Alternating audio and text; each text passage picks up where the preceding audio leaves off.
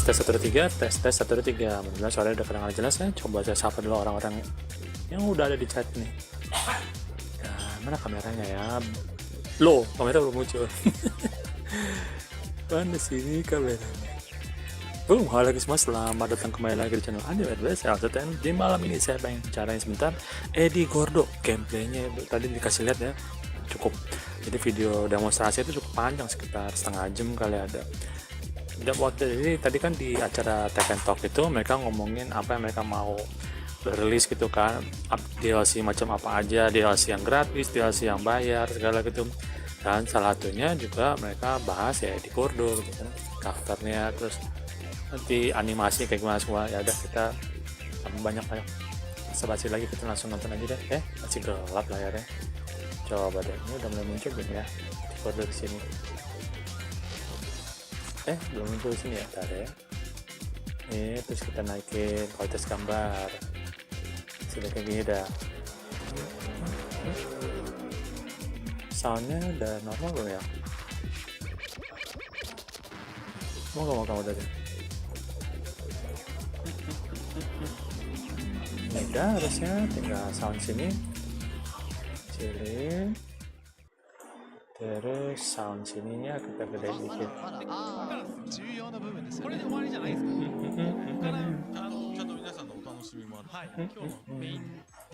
Ada Incan, halo Incan, ditunggu-tunggu nih para atlet Eddy. Halo Incan, kita lihat gitu ya perubahan Eddy. Berasa kayak ini loh, karakternya kayak dirubah banyak banget tuh. Terutama di animasinya ya, atau kayak kalau lihat gameplaynya seberapa besar. Makanya saya mau nonton ulang lagi nih. So yeah, the Eddy Gordo slide after we were finished with the PowerPoint. No slide. I'm kidding. はい。じゃあ今日はトレーラーじゃないんですよね。実機持ってきました。はい。今日は開発中なので、7から。Oh, it's not a trailer, but we actually have the dev build here on site, which we're going to be showing today. I was just saying, I don't think we've done this ever for Tekken to actually show you in progress dev build. So. じゃあちょっと hope you enjoy it. じゃあまずはドキドキしますけどね。見せますか？メインスクリーン。まずメインスクリーンから。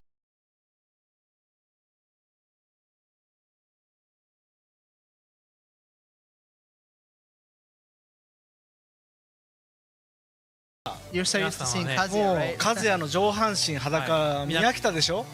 も So maybe you're a bit sick of seeing Katanya the whole all day long, so we decided to change it up. エディに変えておきました。 Saya nyelip Eddy kemana ya? is now on the main menu, はい。こんな感じで一応エディが。 and you can see from different angles. Oh, これはちゃんとゲームモデルなので実際このクオリティです。はい。 And this is the game model, obviously, not like a pre-render or anything. This is the actual model itself. うで今日はじゃあプラクティスを Menyelip ke sini aja deh. そうですね。プラクティス。まあプでラクティスというかまあどういうキャラになってるかってはい簡単にねちょっと実プラ況紹介。クティスでエディをちょっと 実 Kalau 際 dilihat-lihat 探 ya 査し ini ましょう kan, か。はい。 yang menarik dari demo ini kan itu Eddy Gordonya malah di menu utama kan. Mereka udah ngomong sih kalau suatu hari mereka pengen yang kepikiran tuh kayak itu loh, masukin karakter lain di menu utama itu. Selama ini kayaknya orang pakai mod gitu deh yang berhasil gini. Tapi saya belum pernah lihat lagi selain ada dulu Devil Jin deh. Nah ini awal-awal mereka pakai itu dulu masalah. Cara bekerja di menu ini gimana sih? Gak ada emang, nggak ada caranya. 動いてる実 Kecuali pakai mod kali Incan. 初めてだと思うんですけど。ちょっとドキドキしますよ。これコスチュームこれからお見せします。 Ada yang pasang siapa tuh ya? Jun pernah nggak ya? そうですね。実際 Devil Jin sih inget ya. コスチューム Ini Gordo, tuh, kostum baru deh. Sama ya, 4 preset juga. Jadi kayaknya kostum yang biasa itu tuh, yang kayak dari Tekken 3 itu ini deh paling dijual. Kalau saya sih lebih nunggu kostumnya itu dijual dalam bentuk paket gitu loh. Kalau mau dibeli atau kan jatuhnya mahal. Bayangin kalau satunya 50.000 aja gitu. Lah kalau 32 karakter, 30 sekian karakter, berapa yang mesti keluar gitu kan? Jutaan. Lebih mahal dari game nih. Ya mungkin saya tunggu paket atau nunggu promo gitu kan. 次に新しく追加した専用コスチュームはこんな感 Iya じ loh, baju baru. And this is his unique costume that he has. It's brand new for Katanya Tekken. pakai sang で、皆さんTekken 7 Tekken 7 dah のレディー sambil もお好きだ diskusi と思 ini. うのでこれも含めてね。髪型含めて鉄拳7コスチューム実装してます And, Ini benar-benar I know I'm a huge fan nggak of this yang Tekken 7 costume. parah banget ya It's, itu ya frame rate-nya segala ya. as well, including the hairstyle at the time. はい髪型自由にまた Dan cukup lancar. Kok jadi full screen nih? Tak gue susah deh. はいはい Obviously, you can customize the hairstyle to like. Ya rambut baru, まず rambut lama bisa dipakai lah setidaknya nih. So first Saya off, paling we'll gitu start sih. off with the, Jadi kalau sampai di default kostum costume. lama dijual, はい kostum ini maksudnya, 次の kostum Tekken 3-nya, Tekken 5-nya gitu. クラウディオさん Ya saya nunggu belakangan, pakai rambutnya aja deh, rambut jadul dulu. So, there's actually a new Enak kayak Paul element Phoenix you can gitu. play, Udah I'll dapet show deh. you. So, maximize your screen if you haven't done so yet, just so you can get the fine で、 details. はい、広めのステージ Ntar ya saya rubah And we're grafik gonna terus pick ke a Tekken 7. more wide stage. It's cloudy here. 技を見せますよ。はいまずちょっと、体力バーの下ヒートタイマーの横にあるアイコンがエディとクラウディ表示されていると思うんですけども、こちらはクラウディオのスターバーストだったり、ブライアンのスネークアイといったキャラクターのパワーアップ要素を視覚化したものになります。 Ya menarik So juga. you'll notice the icon right next to the heat gauge. This kind of signifies different things for different Ya characters. sekarang tuh And icon di Brian, sini in nih this mereka case, it signifies ya ada tambahnya jadi install. or with Brian, maybe Sorry mana Snake sorry. Eyes. Chatnya tadi nggak baca ya, sorry bentar ya. はい、こちらは2月下旬から3 Benar-benar Eddy paling beda sepanjang sejarah ya. パワーア Iya, ップが bener. Dulu perubahan besar gini kan dari 3 So this is gonna be included, ke 4 ya, atau dari Tekken Tag 1 ke 4. early March. Terus dari situ berubahnya pelan-pelan aja Arista. Each character has, Kayak misalnya kayak dia nggak punya お待ちかねの wall standing launcher yang bagus gitu, yang cepet banget. Mulai Tekken 6 berubah gitu. Jadi perubahan terbesar kalau menurut saya sih dari Tekken Tag 1 ke 4 sama dari 5 ke 6 kali ya. 5 ya 5 ke 6. Terutama kalau kamu include perubahan dari yang versi berikutnya gitu loh. Tekken 6 yang di PS3 gitu. Bloodline Rebellion. Iya. Stepnya sidewalk normal nih kayaknya akhirnya. Tadi sih saya lihat sekilas sidewalk. だから実はこの構えの Ya tadi ada satu komentar dari Victor, pokoknya itu kan satu teman kita yang dari komunitas Indo Tekken gitu yang memang ini juga gitu sering latihan capoeira juga gitu, ikut latihan bela diri capoeira juga, dan dia bilang ya ini kayaknya animasinya dirubah segala gini biar bener-bener mirip gitu loh kayak yang biasanya dilakuin sama praktisi capoeira. Coba saya cek soal sound ini bentar ya. Oke, saya udah kecilin ya. Ntar saya gedein, kecilin lagi deh kalau memang lagi bicarain itunya. Yang penting. Semoga ada opsi buat ubah chairman menu sama hit effect lebih dikurangin. Nah itu tahu deh. Kalau yang dirubah-rubah sekarang udah cukup atau belum deh. Idle move-nya juga berasa realnya. Iya, emang idle stance-nya udah dirubah kan? Bukan dirubah sih, lebih kayak di capture, direkam lagi tuh loh. Motion capture-nya itu semua. Who actually started learning capoeira when he saw Eddy for the first time. Katanya juga yang artis ininya yang lakuin motion capture ini malah katanya itu dulu terinspirasi sama jadi pengen belajar capoeira gara-gara Eddy. Especially, and he actually did the motion capture for Eddy. そうだ、その笹森はそもそも笹森の師匠はエディ Iya, だからね。 FF3 masih ada tuh kan. のエディを見て Tapi itu mungkin Warani 3 juga カ sama. ポエロを始めて、だからエディが師匠だから。 So it's like his teacher's Eddy, kind of, because that's where he started from. で1個ずつです His teacher, yeah. でまず逆立ち、バナネイラっていう技なんですけども、セブンから大きく変わった点は逆立ちの方向 Ya, jadi malam ini paling saya cuma ngomongin Eddy Gordo, besok-besok deh kali baru ngomongin itu loh DLC dan itu So if you yang can see the lain-lain gitu. handstands change, Ya, it's, handstandnya juga berubah. facing the other direction up until 7, but from 8, he's actually facing his opponent now. で逆立ちのまま前方向を維持して前進できるようになりました。 You can actually move forward while staying in the handstand. Kalau dulu kan 前 itu 方 kan 向の逆 handstand 立ちと tapi あと後後ろに Ngangkang 避ける gitu. 逆立ち、この2つが追加されて結構機動 Oh 力 masih ada nggak tendangan helikopter gitu And so you ya? can actually kind of evade your opponents in kind of reverse direction as well. So you can see Ya, itu he's kayak power much more crash ya tuh. mobile than before. Katanya kan iya bisa 主 evade に nih. 逆 Mudah-mudahan 立ちは攻め evasionnya の起 bagus 点 sih. で Cuma ト kalau ントン yang 神 dulu 話大神 evasionnya 連携を追加 terlalu して gampang And that's dipukul. kind of like one of his starting points for his offense. And he's Saya cek di had sini several ya. new techniques added from Ini there. frame rate oke bener dah. No, 60. こんな感じで Beneran 逆立 sih. ちからこう座りに移行できる技が追加されたり、まあ、パワークラッシュだったり And new animations to transition from handstand to こう連携 relaxed から mode, 座りに行けたりし negativa, ます。 right? And then different sequences of attacks. Also a new power crash. Iya, string-string. はい、で続いて2つ目の構え Banyak string-string baru 座り juga. ネガチーバですね。 And then negativa, the relaxed position.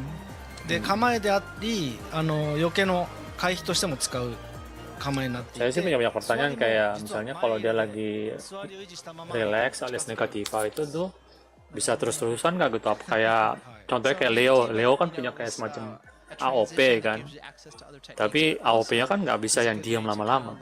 Dulu Eddy kan begitu, zaman Tekken 3, Tekken Tech 1.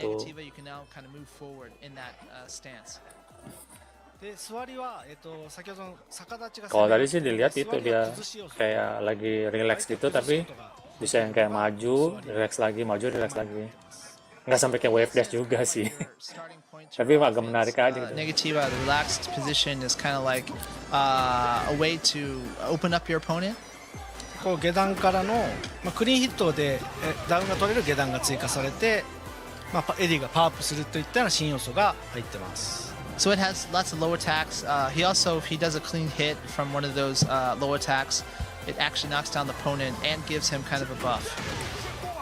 はい、でこのパワーアップは後で説明しますが、カポエイラの中で有名なマンジンガっていう秘術だったり魔術といったような Iya, tadi kayak dikasih lihat itu kalau lagi udah dapat kayak power up-nya itu tuh And so they, ada yang jadi Nakatsu NC gitu loh, natural combo aja.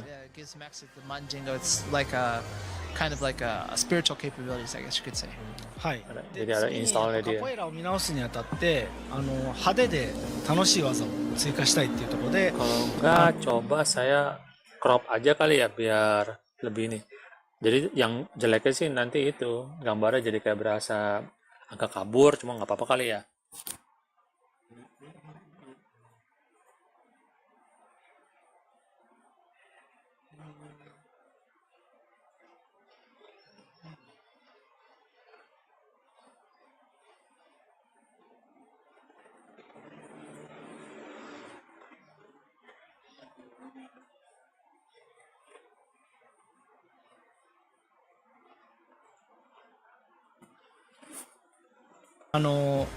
ダイナミックな動きを、いくつも追加しました。代表的なのがこのハーボジアハイヤですね。 And so, you know, some of the think Ini buat kayak pemain Asuka, Brian gitu jadi seneng kali atau Claudio gitu. Gue sekarang juga punya install nih. Sama gitu kan. Kayak Claudio kan punya install namanya Starburst kan. Brian apa lupa aku. Asuka juga saya nggak bisa ingat apa. Ya ini juga punya sekarang dan ada ikonnya. Satu ya saya kira tadi kayak hit and then apa gitu berhubungan dengan hit, oh ternyata bukan. thinking behind the revamping of the style was to make it even more like over the top and stand out in the dynamic animations. One of the major techniques he's just showing off right now is one of them. Lucunya kalau kalau Starburst-nya si Claudio kan tangannya nyala-nyala, ini malah kakinya dua-duanya nyala-nyala. Menarik juga idenya. はい、あと、シャンゴーっていうこういうちょっと中間距離で胴抜きやポンケンといった似たような使い方ができる技が追加されてます。 And this brand new move that he's doing now is kind of like using a Phoenix Smasher for Paul, in the sense that it's from kind of a mid-range attack that's quite strong. はい、 Kira-kira inputnya apa ya? Saya sih feeling saya FF plus 3 plus 4 itu. Kayaknya kecil kemungkinan QCF dari inputnya. Kan dia bilang cara kerja gerakannya kayak terus aplikasinya juga di match itu mirip Deadface kan. Tapi belum tentu inputnya juga sama. であとはエディ待望のやっぱ鉄拳8はアグレッシブが、キーワードな、ゲーム性なので、初めてエディがスラッシュキック搭載してます。And since Tekken 8, the nature is supposed to be aggressive gameplay, offensive, etc., this is the first time Eddy gets a slash kick. でガード時逆立ちに行けるのでスラッシュキックから逆立ちの攻めだったりを継続することができます。And so you can actually go from handstand. Ya tadi menariknya juga dia habis gerakan wall running itu entah apa inputnya malah jadi ini masuk handstand gitu ya tadi ya. Coba dia Or I'm sorry, from a slash kick into the handstand to continue up your offense.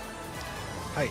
であとはやっぱり、エディ使いっていうのは結構カジュアルな人も多く使ってますので、その蹴り連打、左キック右キック連打で、楽しくそのカポエラの独特の動きを体験できるように左キック連打でこう逆立ちに行ってさらに座りに行って下段で崩せるみたいなこういう流れるような攻めが展開できるようになってます。And so, since we realized that a lot of people are really attracted to Eddy when they're first picking up Tekken, especially, we wanted to make him very accessible. So, simply pressing repeatedly the left attack transitions him to handstand attacks and then through to negativa. So, it's quite easy to do all these kind of over. Soalnya kalau kadang-kadang kalian ngerasa itu ya apa tuh game apa ininya kayak video berhenti karena itu saya lagi kadang-kadang pindah-pindahin dulu the top capoeira action. videonya. はい、右キックも同様にこういう感じでカポエラの特徴である踊ってるように戦うようなアクションができるようになってます。And so repeatedly pressing the right kick will. Ya, ini lagi tunjuk nih orangnya lagi mashing aja mana kalau kita kasih lihat itunya.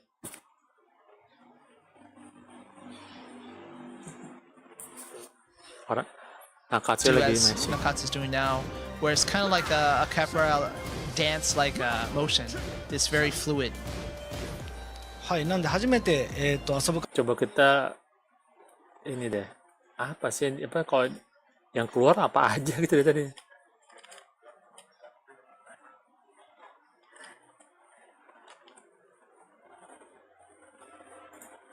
Etc.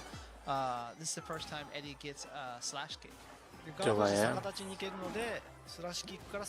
Kira apa sih yang keluar? Itu di mana So sih? you can actually go from handstand, Dari- or I'm sorry, from a slash kick into the handstand to continue up your offense. はい、であとはやっぱり、エディ使いっていうのは結構カジュアルな人も多く使ってますので Tadi kayak tadi soalnya saya cuma lihat sekilas ya kayak kick, running gitu terus semacam ini. Berarti FF2 bukan FF3 lagi yang dipakai ya. Kan biasanya animasinya sama aja kan FF3 dengan Warning 3. Warning 3 dulu berarti sorry yang lama masih ada nggak beli ball slide gua lupa. We want to make them very accessible, so simply pressing repeatedly the left attack transitions him Tuh to rame amat tuh, cepet banget jalannya. attacks. Coba kita pelanin deh ya. Dia lagi mashing, apa yang keluar sih?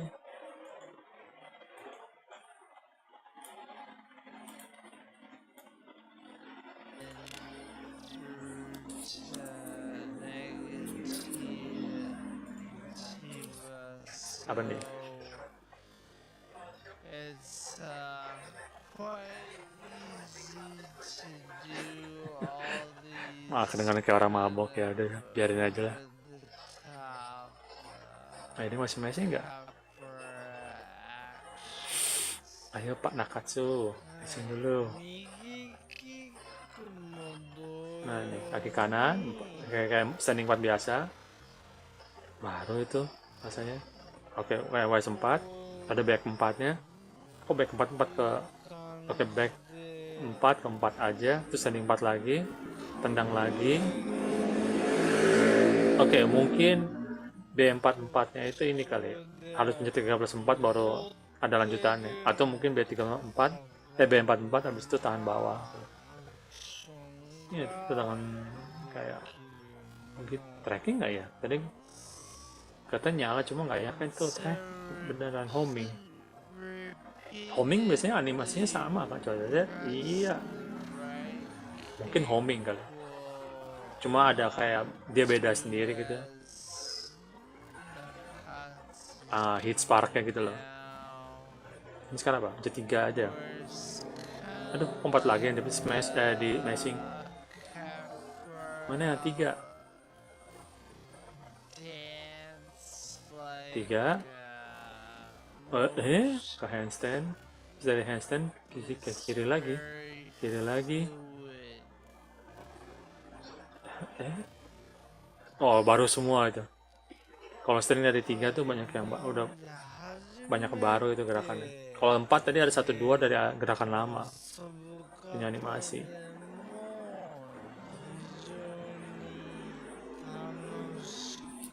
Udah ya kayaknya tuh. Balikin lagi suara deh. Speednya. So we just wanted to make him very easy to pick up and play and still get that feeling of capoeira even for beginner players. はい、で最後3つ目の要素が先ほど説明したマンジンガっていう、パワーアップ要素ですね。And then obviously one of the new features the Manjinga to power up. はい、この1っていう数字が出てる時がマンジンガレベル1っていう状態になります。So when 1 appears, that means that that's like level 1 of the Manjinga. でマンジンガがたまると、攻めの起点だった逆立ちに崩しの要素が追加されます。And this means that Tunggu. Kok tadi kayak itu F4 biasanya kan ya? Oh, rasanya animasi agak beda. Pokoknya aja salah lihat. he has new options to kind of open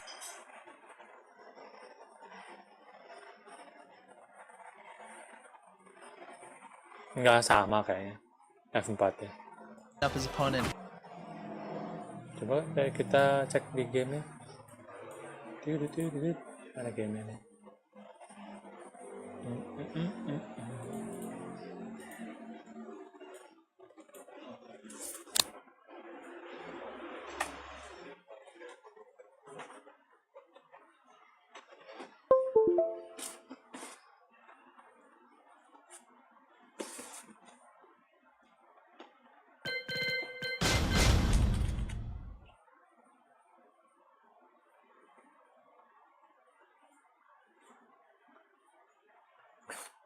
Jadi ngakak sendiri.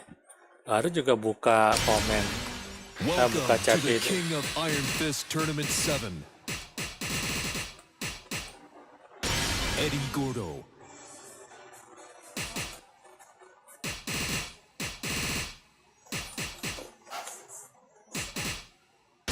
Claudio Serafino.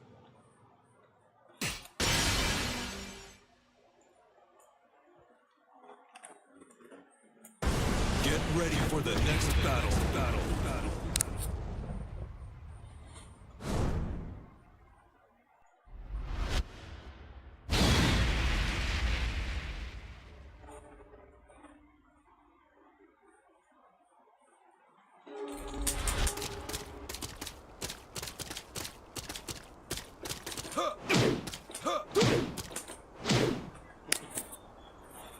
Iya, sama sih. F4-nya. Apa aja yang berubah buat itu ya?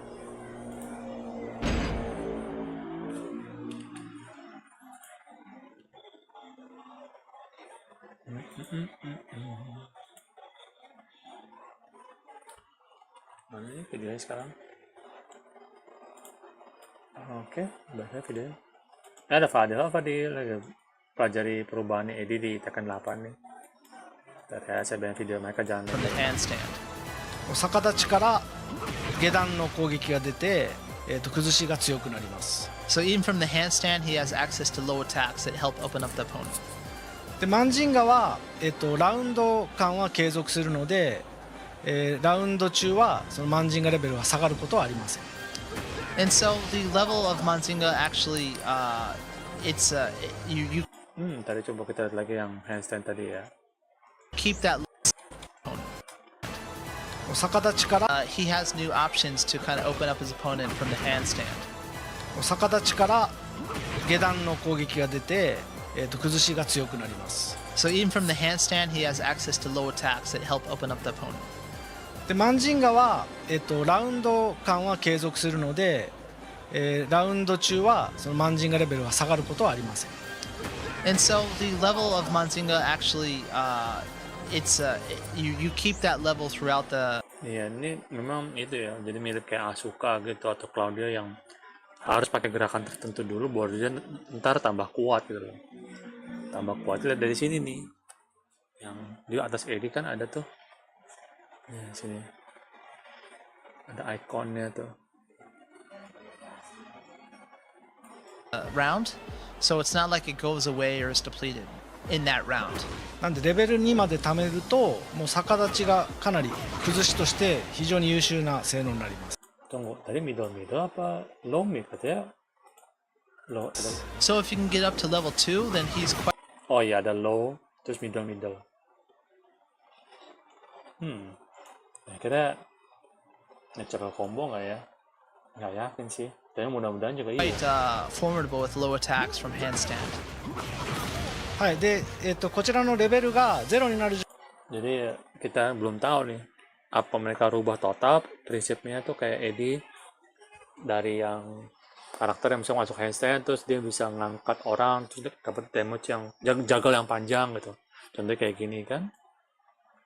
Saya coba singkirin dulu Tekken 8-nya punya layar terus kayak ini lah maksudnya.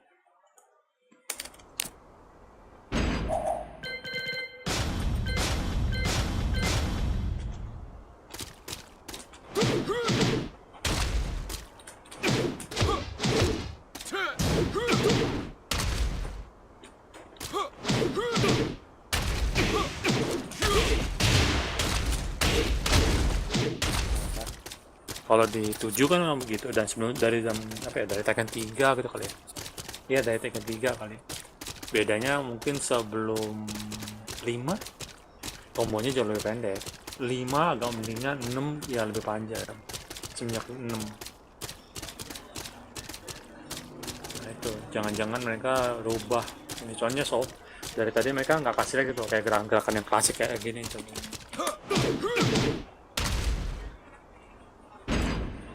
Jadi saya masih yang kata. Oke. Ada pertanyaan? Ada. Sense Eddy jadi keren bang. Iya Night Wolf jadi berubah banyak gitu loh. Animasinya berubah banget gitu. Kata praktisi bela diri capoeira bilang ini kan satu teman kita tuh di komunitas Indo Tekken gitu kan ini juga kan ikut bela diri capoeira dia bilang iya sekarang stance-nya mirip banget sama yang capoeira beneran gitu loh, terutama relaxnya. Dia bilang relaxnya tuh udah nggak kayak dulu tidur doang rebahan nggak jelas. Handstandnya nggak cuma kayak orang ngangkang gitu loh. Itu komentar dia tadi. 条件はラウンドが切り替わることです。 So the only way it goes back to 0 is when you begin a new round. はい、っていった感じで、多彩な蹴り技とこのマンジンガを使って遊ぶのが今回のエディの特徴になります。 So Eddie's characteristic is really about using all these powerful kick attacks and also powering up so you can have access to those. Sorry, betul. Eddy jadi punya install kayak Leo sama Asuka ya. Betul banget. Dan nanti mungkin juga installnya mereka tuh Leo Asuka tuh ada ikonnya kan. Kalau dia udah ada ikonnya nih. Brian juga. Selama ini kan kayak kita bilang install gitu udah lama banget gitu dari kayak Tekken 2 sih saya nggak inget, Tekken 3 ada lah gitu. Install gitu loh. Tekken 1 gitu kan. Misalnya kayak Jin kalau lagi dipasangkan dengan Heihachi ntar dia punya install Devil Jin gitu. Ini contohnya kan. Jadi udah dari dulu banget sih. Tapi baru ini banget nih, kayak baru aja dikasih icon gini di interface ya, di live bar gitu. Jadi aku tampilan layar lah. Kata Clown, ntar mana ya? Ada deh. Ntar paling ada hit smash low dari handstand, bisa jadi, atau mungkin dari relax. Kalau sampai dikasih lebih dari 2 mantep, karena seingat saya paling banyak di Tekken 8 itu karakter dapat 2 hit smash sih. Mungkin ada lebih kali. Saya kan belum explore banyak karakter di 8 kan. Itu kalau ada tanda yang di samping bar hit kayak Eddy ya, itu kayak Starburst. Iya betul. Itu saya yakin Starburst juga. Pasti lebih dari 2 bang, soalnya DLC. Nah itu Upinya udah curiga. Ya tahu ya, kita lihat aja sih nanti. Soalnya kalau ini ya DLC bayar ataupun karakter yang dapat gratis, dapat ya dari awal gratis gitu.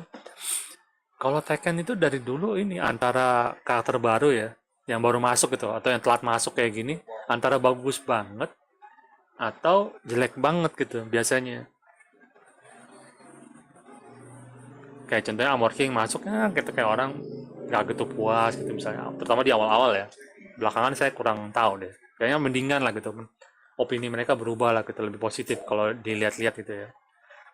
Kayak Julia gitu, wah lah puas gitu kan. Davina, wah puas gitu. Marduk, wah seneng banget gitu. Apalagi yang di awal-awal, yang lebih broken lagi gitu. Saya masalah race drive segala gitu kan yang terlalu OP gitu, ada di nerf dikit. Jadi kalau si itu bilang karakter DLC diistimewakan kata Fadil.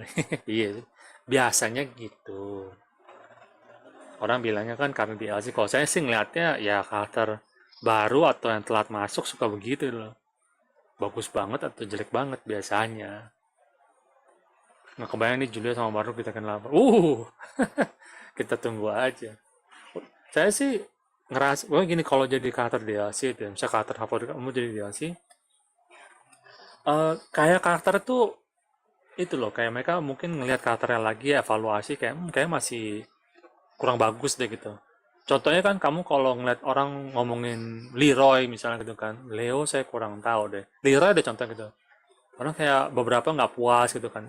Contohnya King J gitu, ini kayaknya kok karakternya cuma diambil dari Tekken 7 terus nggak dirubah banyak kayak gitu ya. Nah, kalau Eddy Gordo kan kelihatan tuh animasi dirubah. Jadi kita yang mau beli di karakternya juga ngerasa ya gitu.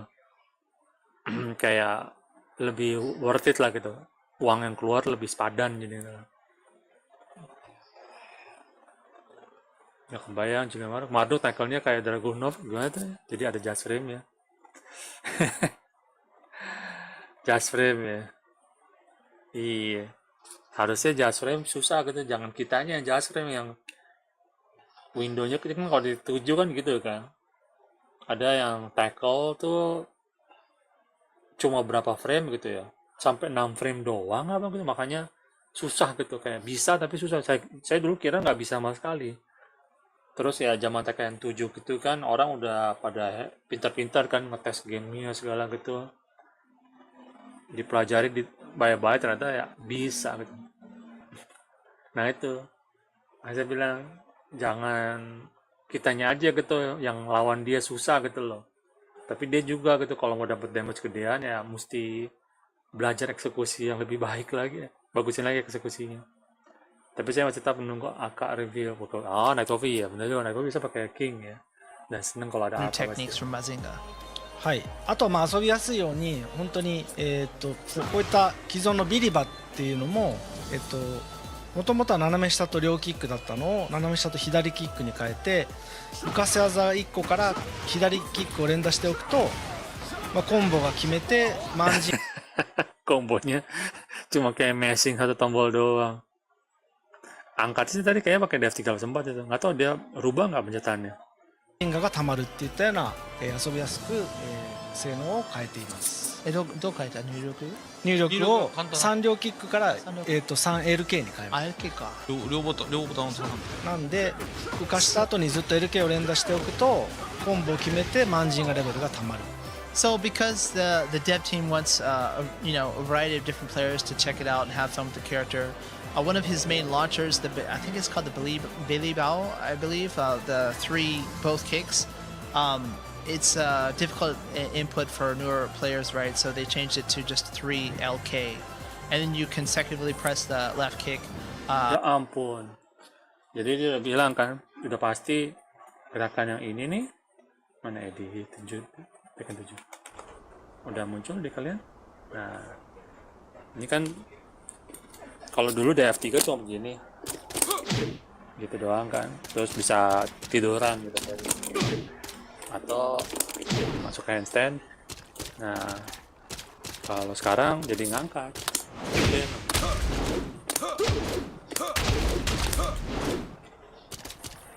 Karena katanya dia lebih mempermudah pemain baru katanya. Apalagi Eddy kan didesain untuk orang-orang yang baru menyentuh Tekken gitu kan, atau yang nggak pernah dalemin bener-bener gitu.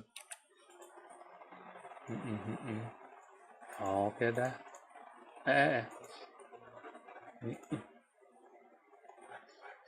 Kita lihat lagi apa lagi nih. Ya, balik ke sini. Nah, to continue to do follow-up attacks, which also levels up your Majinga as well. すごい初心 FF3 ini udah pasti ya, hit engager. FF3 hit engager berarti seberapa bagus ya. Setidaknya sih kalau orang lagi mukul-mukul angin kita bisa pakai ini aja, FF3 duar gitu. Kalau sekarang kan kayak Kazuya gitu kan ya, orang lagi main dari jauh gitu, kita bisa yang ini, bisa yang serang dari jauh duar gitu, bisa dia jaga jarak, terus dia kayak cuma ya kayak saya bilang mukul-mukul angin gitu kan, kita hantam sekali masuk gitu. Nah ini kita lihat FF3 ya, FF3 biasanya nggak save sih, mungkin frame nya sekali dia rubah-rubah kali, mudah-mudahan sih mereka udah pikir gitu loh. Kalau mereka rubah berarti mesti dipikir, oh kalau misalnya dibikin nggak bisa masuk ke stance lagi, relax ke apa gitu, berarti jangan dibikin minus gede dong gitu. Kayaknya yang di nerf dari Eddy rambutnya bang. Rambutnya itu nanti saya pasangin yang jadul lagi aja deh, yang gondrong lagi aja. 者でも扱いやすいキャラではある。 So yeah, I mean, even if you're new to Tekken, we'll help you check it out because he's quite accessible. なんでその分、その逆立ちからちょっと横に避ける動作だったり複雑化してた、逆立ちから一回しゃがむみたいなそういう動作を、なくすことで、新しくエディとして分かりやすく、そして、itu tadi kata tuh dia dari F4 kan, kalau nggak perlu ini, saya balikin ke itu dulu. 楽しいキャラ化してた、逆立ちから一回しゃがむみたいなそう Kalau kalian lihat いう tadi 動 dia 作 tendang を、 dulu kan sekali. なくすことで If you're new to Tekken, we'll help you check it out because he's quite accessible. Nah ini, terus dia udah kayak berdiri handstand gini kan, terus hilang, aduh ampun deh, udah muncul lagi. Nah tapi dia relax ya, enggak その分、その逆立ちからちょっと横に避ける oh dia kayak ke samping dulu baru relax ya, aneh banget. Ini nggak ke samping dulu, ke depan aja gitu loh. Nih mana ya, Eddy Gordo, yang tuh Tekken 7. Kalau dulu yang penting dia gini.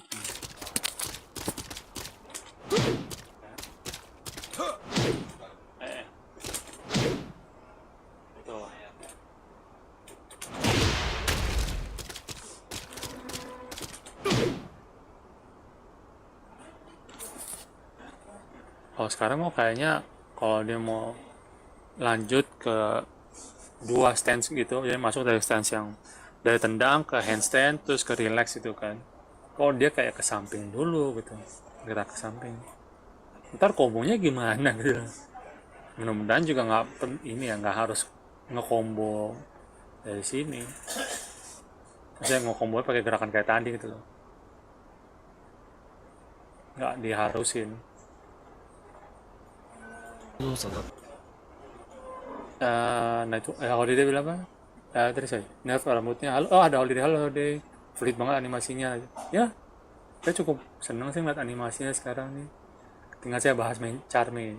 Charme dong. Nggak upgrade ke deluxe bang gamenya. Deluxe ya nanti. Soalnya deluxe-nya lumayan kan enggak. Mungkin tunggu Eddy Gordo udah mau keluar dulu kali. Kayak misalnya seminggu lagi nih gitu ya baru dia. Jadi sekarang ya udah kumpul duit aja dulu, nabung aja dulu gitu klaim. Rugi sih kalau beli satu-satu. Soalnya beli beli sepaket aja udah ini. Saya beli sepaket aja tuh udah lumayan kan? 500 apa nggak salah.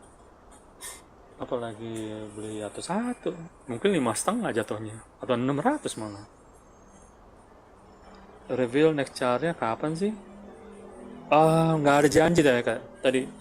Tadi tuh info dari presentasi ini tuh mereka cuma bilang kan, oke Eddy yang pertama, terus kayak update-nya kapan gitu, update yang cuma benerin yang kecil-kecilan sih, misalnya ada masalah kecil-kecilan, pokoknya ada masalah apa, contohnya kayak masalah King punya centro gitu yang susah dilepas gitu kan, di saat-saat tertentu, itu bakal mereka mau beresin semua, termasuk Victor punya bantingan yang lebih susah dilepas dibanding karakter lain gitu, contoh-contohnya kan, itu mereka mau beresin sebelum sebelum musim baru TWT mulai, yaitu sekitar pertengahan April. Nanti ada update nih kira-kira di akhir Februari atau awal Maret mereka bilang, dan update lagi di akhir Maret atau awal April kira-kira.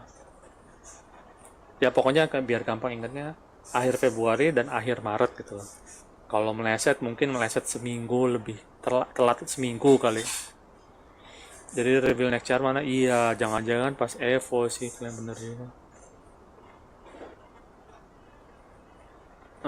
Mungkin pas Evo ya, Holiday juga prediksi gitu kan, Evo kali. Ini aja belum tak ada tanggal rilis, iya makanya. Rilis Eddy 1 hari setelah Evo Japan. Lebih baik gitu sih. Soalnya kalau terlalu mepet juga ntar orang shock gitu kan. Belum tentu orang kayak ini, malah bisa-bisa orang malah abuse gitu. Contohnya kayak ini bukan ngejelek ke orang apa, si Book sendiri kan pernah ngomong gitu kan, kalau ada karakter baru pakai aja gitu. Dia nggak pernah cerita, dia kayaknya nggak sampai jelasin, atau mungkin saya terlambat dengar penjelasannya. Pokoknya dia bilang kalau ada karakter baru pakai aja gitu, manfaatin aja gitu loh, mumpung dia masih baru gitu. Ya kalian bisa ada bayangan lah gitu, kenapa kan ada keuntungannya kalau karakternya bagus, enak kan gitu kan. Kalau ini kan rasa broken gitu loh, kita main tuh berasa kayak lebih gampang gitu. Sedangkan kalau karakternya sedang-sedang aja kayak Lydia kan enggak yang OP banget, tapi Lydia itu karena orang tuh susah banget ini juga ya kenali gitu kan. Ya ini. Soalnya sejago-jago pemain saya juga ngerasa kalau masih baru agak sulit buat mereka sih. Kayak Vakumram sampai di band. Vakumram sih banyak masalah ya. Selain karakternya bagus, duo juga relatif bagus lah. Masalahnya itu bertahan lawan Vakumram atau kayak mau ngejagel dia segala tuh suka pas ngejagel dia terutama tuh suka ada banyak masalah, muncul masalah gitu loh. Nah saya bilang udahlah gitu, kalau mendingan dia munculnya setelah Evo gitu, karena Evo yang gede kan. Kalau misalnya sesudah turnamen Challenger, Master jangan Challenger lah gitu, ya udahlah gitu, atau dojo gitu biarin aja lah gitu. Yang kayak misalnya bayangin kalau misalnya ada dojo event di Jakarta, eventnya lumayan gitu, misalnya 100 orang gitu kan, terus Eddy tuh baru muncul kayak sehari sebelum dojo event itu. Kalau saya jadi panitia sih saya hantem aja kali ya, tapi kalau banyak orang nggak setuju bisa juga yang itu, jadi jangan dia update dulu mesinnya. Kalau saya bilang ya pokoknya prioritasin Evo Japan, jadi nggak usah jangan dikeluarin dulu sebelum Evo Japan kali. Memang tanggal-tanggalnya juga memang belum pasti juga sih. Iya langsung pada bikin ngulik karakter baru makanya. Gimana menurut Pak Lis, Eddy sekarang bisa modal spam X aja Pak. Jadi meme tambah ini lagi dong, tambah menjadi nyata lagi gitu loh. Ya udah biarin aja sih gitu. Memang mereka sengaja juga desain gitu. Cuman yang memang saya kan mikir jadi gitu, oke kalau orang spam begitu, ntar ada gerakan yang hilang nggak gitu misalnya tuh. Oke sekarang kan spam nggak ada apa-apanya sih, kecuali kamu spamnya sambil pencet arah gitu loh. Kamu benar-benar spamnya random lah gitu loh. Kalau misalnya spam lingkaran doang gitu ya nggak ada apa-apanya gitu. yang lebih spammable dari Tekken sebelumnya. Iya, lebih spammable lah. Tiba-tiba Jending mau dominasi. Iya, kalau sebelum Evo Japan langsung keluar gitu. Ya, bingung lah orang tuh. Evo Japan April kan? Iya, 14 April dengar-dengar sih. Sorry. Akhir April 14 itu TWT apa ya? 14 ya? Bisa baca lagi tadi deh. Saya berharap sih out of nowhere pertengahan Maret sih. Kita tunggu aja. Jadi orang masih bisa labeling Eddy. Iya. Kalau memang sebelum Evo ya agak jauh lah gitu, 2 minggu lah. Kalau menurut saya sih minimal. Evo Japan ke Vegas mepet bener cuma 3 bulan. Iya juga. Dulu biasanya lebih lama. Anjir cuma 3 bulan, capek nggak sih buat playernya? Player mah kalau yang udah setingkat nih Arslan gitu mah cuma apa ya, hari ini turnamen gede, minggu depan turnamen gede, mereka jabanin aja gitu, pergi-pergi aja. Sedih juga sih kalau pikir ya, kayak capek kan itu. Nah, tapi pikir lagi itu pekerjaannya mereka. Tadi mana lagi ya, Junding, oh ya Evo Japan, saya cek dulu sebentar lagi ya. Evo Japan itu kapan ya persisnya ya? Cek sini. Lupa gua. Ingatnya cuma pertengahan sih. Biasanya kan akhir Maret, awal April gitu kan. Beberapa tahun terakhir ini. 2023, 2024. Evo Japan. Dipermakan oleh Roto. Oh, salah gua. Akhir April ya. Bukan pertengahan deh. Sorry. Tak kenapa saya ingatnya pertengahan tuh. Emang ada apa ya pertengahan ya? Master event kali. Tekken World Tour. Udah dibuka belum ya situsnya?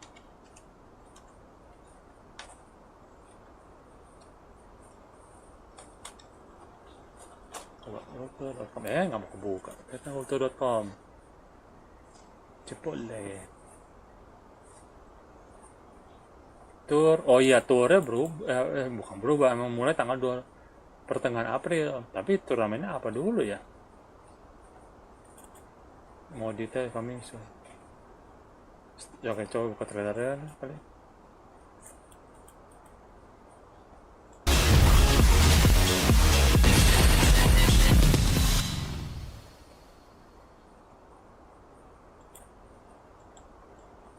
Nah di sini tadi ya. Berarti adanya tadi di sini. Coba ntar ya.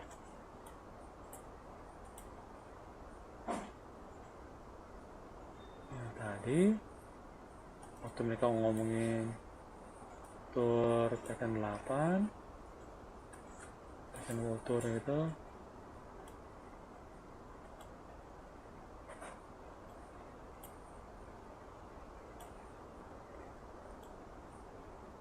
yang asik sih kali ini ya, DLC sama gamenya keluarnya gitu ya. Itu memang keluarnya sesudah seasonnya, sebelum seasonnya mulai gitu loh. Jadi harapan saya sih ke depannya kalau nanti ada season baru, Tekken World Tour juga mulainya sesudah season baru itu, nggak kayak dulu kan. Bayangin lagi udah berjalan kayak 3/4 dari musim itu, tahu-tahu ada season baru gitu, berubah lagi gamenya gitu kan. Dulu gitu mulu kan, TWT event, New Master Ever Japan. Mana sih tadi? Kayak ada yang ngomongin offline event, starting from 14 gitu, 13 April. Ada nggak ya? Nggak tahu di event gedenya apa gua. Biasanya kan World Tour mulai dengan event gede dulu. Nah itu saya lagi pengen tahu aja. Kita pertengahan April tuh event apa? Nggak ada kayak. Ya udahlah, nanti cek aja lagi. Lanjut ke Eddy dulu. Mana Eddy ini? たり複雑化してた、逆立ちから一回しゃがむみたいなそういう動作を、なくすことで、新しくエディとして分かりやすくそして、楽しいキャラに仕上げました。 And so his stances, like especially the hand. Sorry, saya banyak. Evo Japan, ya Pet, anjir 3 bulan. 14 April mau jatuh itu kalau nggak salah ya. Iya gitu deh Fadil, makanya saya masih bingung. 14-nya itu apa nih? Ternyata doa kita tentang sidestep dikasih lebih menangkok. Iya katanya gitu sih. Kalau ini bisa sidewalk. Kita lihat nanti, kita coba deh. Kita cek nanti deh. Kalau dia udah keluar. Kita Fadil 27 April. Oke. Ya itu Evo Japan kan. Thank you Fadil. Mana nih? Katanya mau ada Evo Europe nggak jadi-jadi. Oh iya belum ada kelanjutan lagi. Tadi kayak dulu lagi klaim Evo Japan kan kayak berapa tahun baru jadi kenyataan ya. Hampir 10 tahun baru jadi kenyataan. Akhir April bisa lah harusnya ini. Yoi. Kita tunggu aja nih. Kan keren gitu kan. Kalau misalnya ada kayak saya bilang dojo event di Indonesia gitu. Terus ada Eddy-nya. Gitu. Lebih mantep kalau saya ini juga deh bisa ikutan deh. Eddy keluar pertengahan atau deket akhir. Oh iya by the way kalau betul dojo event, kalian tertarik bikin dojo event, satu hal yang penting untuk di itu ya. Jadi salah satu syarat penting yang mesti dipenuhin itu harus ada live streamnya. Recording nggak tahu deh. Kayak Bandung dulu bikin kan adanya cuma recording kan. Itu mudah-mudahan cukup sih. Recording sepanjang turnamennya gitu loh. Atau at least top ini apa gitu. Pokoknya harus ada live stream gitu saya ingetnya. Kalau kita kayak telusuri gitu ini apa gitu. Syarat-syaratnya kayak apa persisnya saya nggak ingat. Ada Evo Europe, akhir April, Eddy keluar pertengahan atau dekat akhir Maret. Kita tunggu dah persisnya kapan ya. Ini kapan ya bisa ada Evo? Jangan dulu. Kapan ya bisa ada Evo? Jangan dulu Evo deh, TWT-nya aja naik tingkat poinnya udah. Dulu kan zaman sebelum COVID ya, itu ada semacam Evo-nya kan, ya ukurannya jauh lebih kecil, tapi buat Indonesia tuh menurut saya udah gede banget. Nah itu mudah-mudahan ada lagi, belum ada kabar sih. Berat soalnya kalau mau ada event gitu sampai setingkat Evo gitu ya. Maksudnya kayak apa ya, 1/10 Evo aja tuh udah berat gitu. Evo kan udah kayak berapa ya, 10.000 peserta kali sekarang. Tahun lalu berapa sih? Lupa saya. Pokoknya zaman ramenya banget itu tuh bisa segitu tuh. Sekitar 10.000 peserta dan itu benar-benar orang yang ikut ya. Belum termasuk kayak mungkin misalnya bapaknya atau emaknya si pemain gitu. Atau pacarnya gitu kayak ikutan nanti dia beli tiket untuk nanti nonton di hari terakhir gitu tuh, atau masuk doang buat nonton itu enggak. Kalau masuk nonton ya pokoknya begitu dah gitu. Peserta aja gitu itu sudah 10.000 itu pas lagi rame-ramenya gitu kan, zaman Street Fighter 5 baru keluar, sudah itu kayaknya agak turun deh. Evo Japan itu sekitar 2.000-3.000 peserta kemarin kayaknya baru mulai pulih kan, 2022-2023 ya yang baru mulai muncul. 2022 nggak ada nggak salah kalau Evo Japan. 2023 itu sekitar 2.000-3.000 peserta. Nah itu balik lagi, Indonesia tuh paling segitu gitu loh. 1/10 dari Evo Japan kali. 300 peserta, 400 peserta tuh udah rasanya gede. Seingat saya sih kalau dihitung-hitung, kalau di estimasi aja, soalnya saya nggak punya angka, nggak dapat informasi dari itu peserta. 200-300 lah total peserta ya. Tambah pengunjung yang lain, apalagi pengunjung ini kan event di Indonesia itu kan kayak pameran game kan. Itu dari ribuan lah hitungannya. Ya, mungkin 2.000-3.000 kali. Atau mungkin lebih lagi. Karena barangkali pameran game. Evo mana? 2018 ada TWT Challenger. Makanya dulu ada. Itu kalian ingat. Mari kita tingkatkan lagi FGC Indonesia. Jadi kalau Night Wolfie zaman itu belum yang akrab dengan kita-kita gini ya. Dulu ada event sekelas ya itu. Paling gede ya Abu Ghait Cup. Tapi kalau dicari di liputannya gitu tuh yang namanya Indonesia Game Expo ya.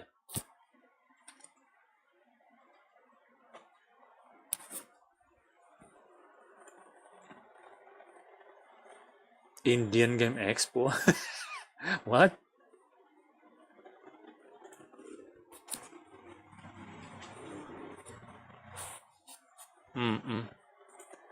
Indonesia Game Experience. Nah kan, salah deh aku.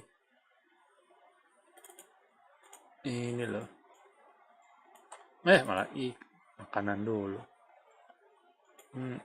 Tuh, Festival Game Experience. Nah, ini rame soalnya. Jadi kayak kamu bayangin kalau itu kayak persegi panjang kali ya. Di sepanjang itu tuh ada kayak blok besar khusus misalnya AOV gitu. Saya lupa AOV apa Dota apa. Terus ada khusus game fighting gitu. Ada khusus kantin gitu. Pokoknya ada bagian-bagian khusus lah apa dibagi-bagi gitu.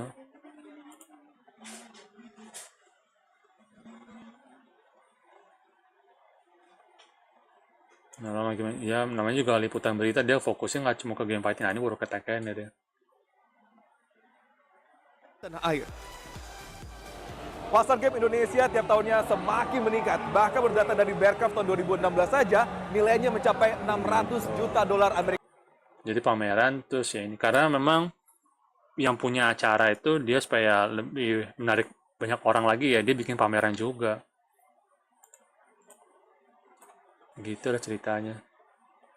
Kita balik ke itu lagi yuk, Eddy Gordo lagi yuk. Mana ya? Nah, ini dia.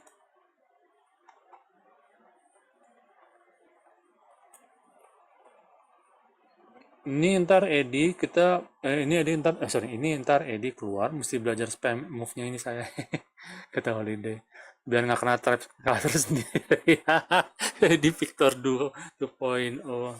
Eddy Katarina udah ya. Iya makanya Eddy lebih kayak Katarina gitu, matchingnya atau tombol.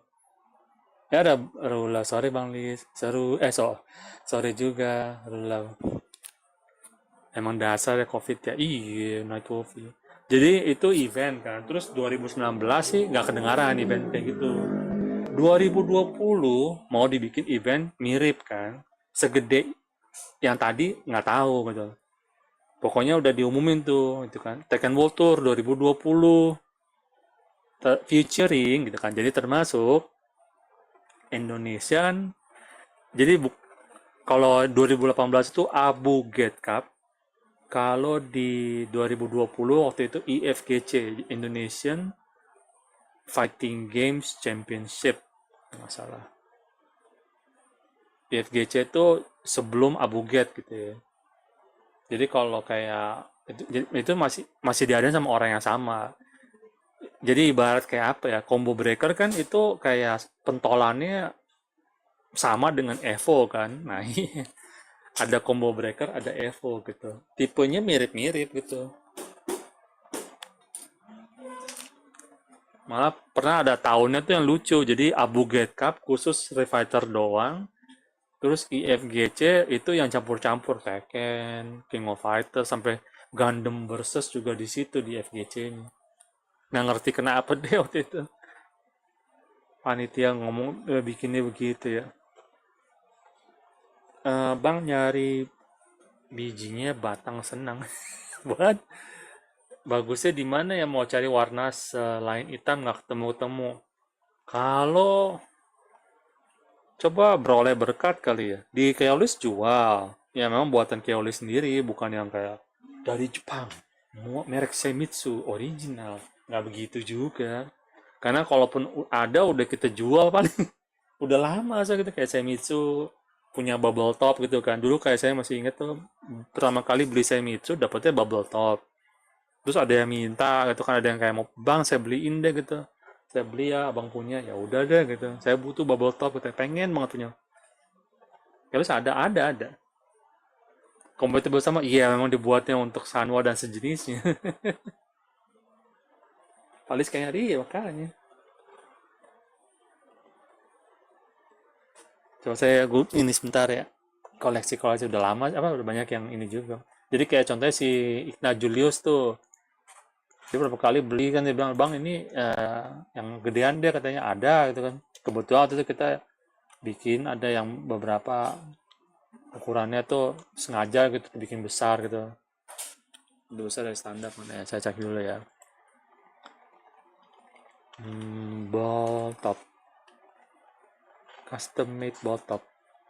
Jadi dari foto ini sih banyak pasti yang sudah ini dijual. Ada yang kayak waktu itu saya masih ingat, saya bawa aja ke event game fighting itu, bawa dalam kantong. Saya bilang, siapa yang mau nih, harganya 30.000 aja gitu. Iseng-iseng kan. Kita dulu sini, terus berubah ke ini. Nah, tuh nyala-nyala deh, ting, gitu. Sparkling. Ini nggak tahu deh idenya teknisinya Keolis itu yang kayak kita bikinnya semacam mushroom cloud atau apa, kayak ini apa, nggak, dia juga nggak ngerti. Gue ngeliatnya kayak ini mushroom cloud apa kayak otak manusia atau apa sih, jadi nggak ngerti deh, agak creepy malah. Ini kayak tahu asap kali. Ini lagi sparkling. Ini juga masuknya. Ini malah cuma kayak noda doang pun. Awan kecil doang. Yeah. Yang polos-polos juga ada. Sampai pernah ada yang kayak bendera gitu, Belanda lah, Jerman lah, iseng-iseng kan.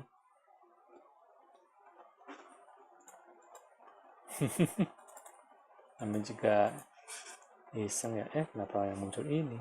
Ini. Udah. Balik lagi ke Eddy Gordo.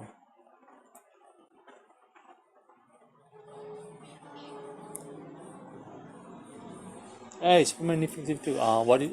What did you think of Eddy? I thought he looks like he has Shundi kind of stuff from Virtua Fighter.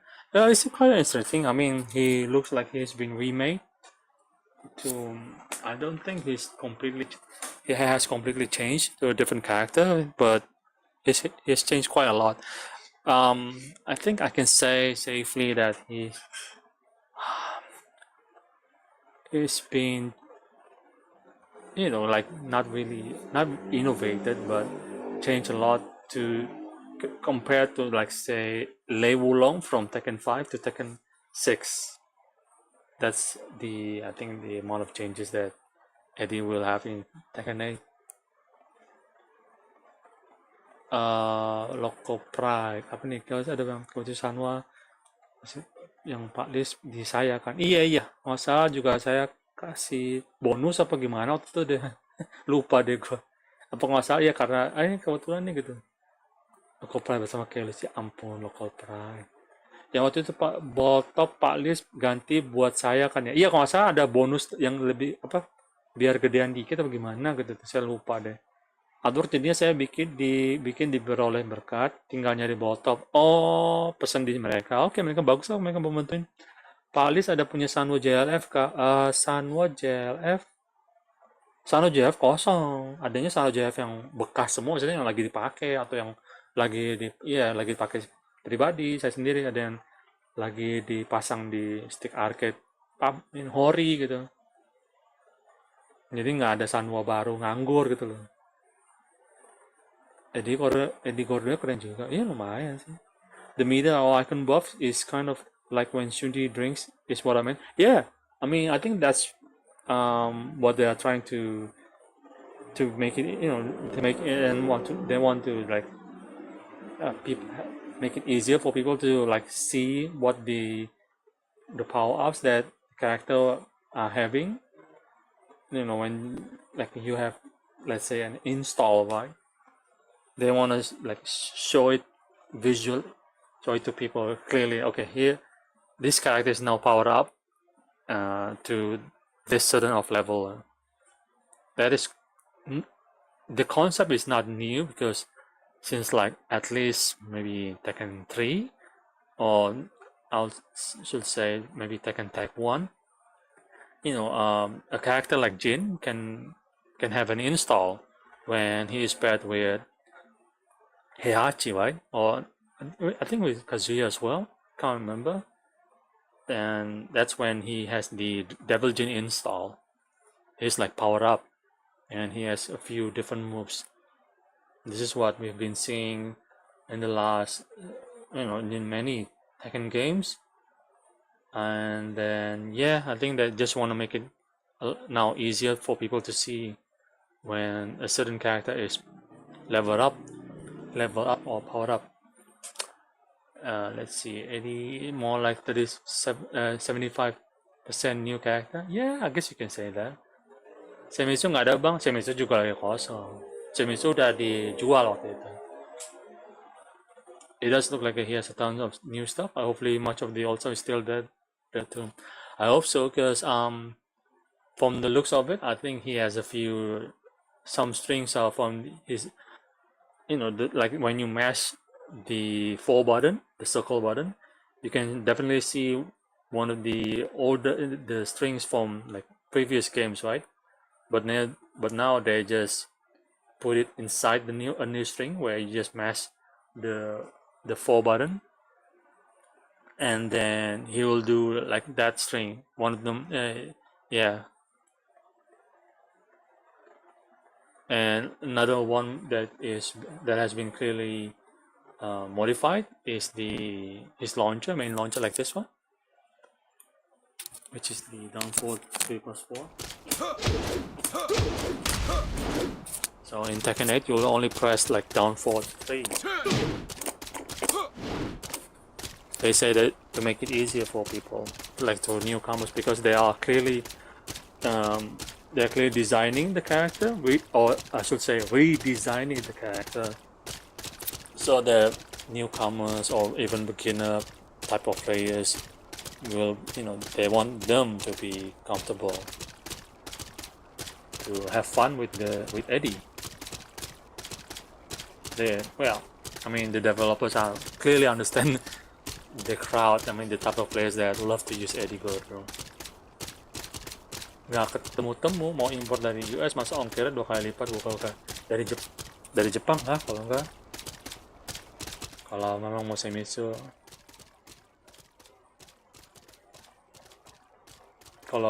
dari Amerika kejauhan. Ini soalnya teman saya yang kapan hari beli arcade di Palis mulai agak mengeluh sama levelnya dia, makanya mau saya arahin beli Sanwa. Oh, Sanwa paling gampang beli di toko sebelah, Holiday. Di itu udah Arcade Indonesia. Kalau Sanwa lain, Sanwa KW, saran arcade around 2 jutaan bang. 2 jutaan pastinya Keolis, karena itu udah dapet Sanwa. Tapi belum PS5. Kalau PS5 tuh berarti kamu bisa main di PS5 tapi pakai lever dan tombolnya yang murah, sekitar 2,5 apa ya, nanti saya mesti lihat lagi harganya Philip Lim. Jadi gitu, kamu kalau sekitar 2 juta ya, pilihannya mau bisa main di PS5 tapi pakai komponen yang kelas 2, saya suka bilang gitu, kelas 2 aja. Kalau nggak mau pakai komponen kelas 1 atau yang terbaik, kamu berarti mainnya di PC aja gitu loh. Dan itu harusnya bukan jadi masalah besar, karena kalau misalnya kamu pilih untuk pakai spare part bagus, main di PC aja, suatu hari kamu mau upgrade gitu, aku mau main di PS5 juga gitu, ada gitu, kayak pilihannya, atau kayak nanti kalau mau itu nggak susah gitu loh. Kalau soal stick rakit-rakitan, kalau kamu naksir yang bermerek ya silahkan cari kayak Kanba gitu lah. Kanba, Hori 2 jutaan susah kayaknya. 3 kalau Hori 1 jutaan saya nggak rekomendasi dah. They said that they redid the motion capture too, so many things will look different as well. His idle stance is more stiff though right now. I think it looks better in Tekken 8. The idle stance, the Jenga. I don't know though. Let's see. Holiday bilang nggak ada Palis lah, kosong apa? So are you sure that there are no more Sanwa levels in Surabaya? Why though? That's weird. Let's see. Sanwa in Artistic Indonesia. Let's go check the next door arcade shop. Kita cek ke toko sebelah. Sanwa arcade joystick. Ya kosong, what the hell. Dia belum import aja kali. Well, no more levels, out of stock. So I guess we have to go for the bootleg ones. Bootlegged Sanwa arcade levels. Are they good? Not really. Ya, kalau ditanya bagus nggak juga menurut saya sih. Tapi ya terserah sih. Let's see, level.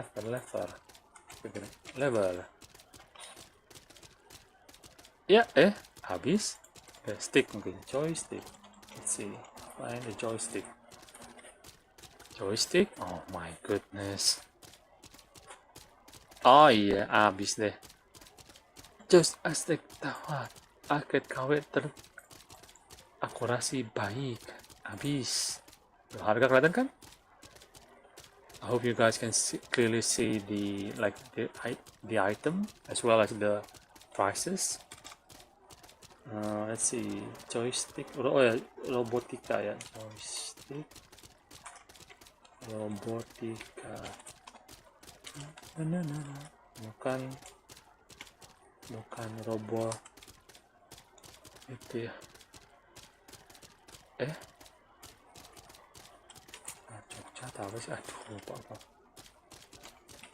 Jogja robotika ya. Toko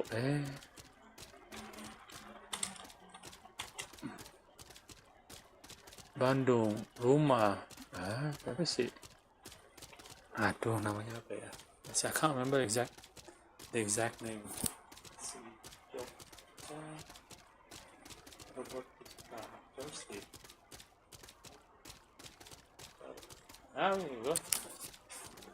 Arcade joystick 120.000. That should equal to I don't know, $7, maybe $8.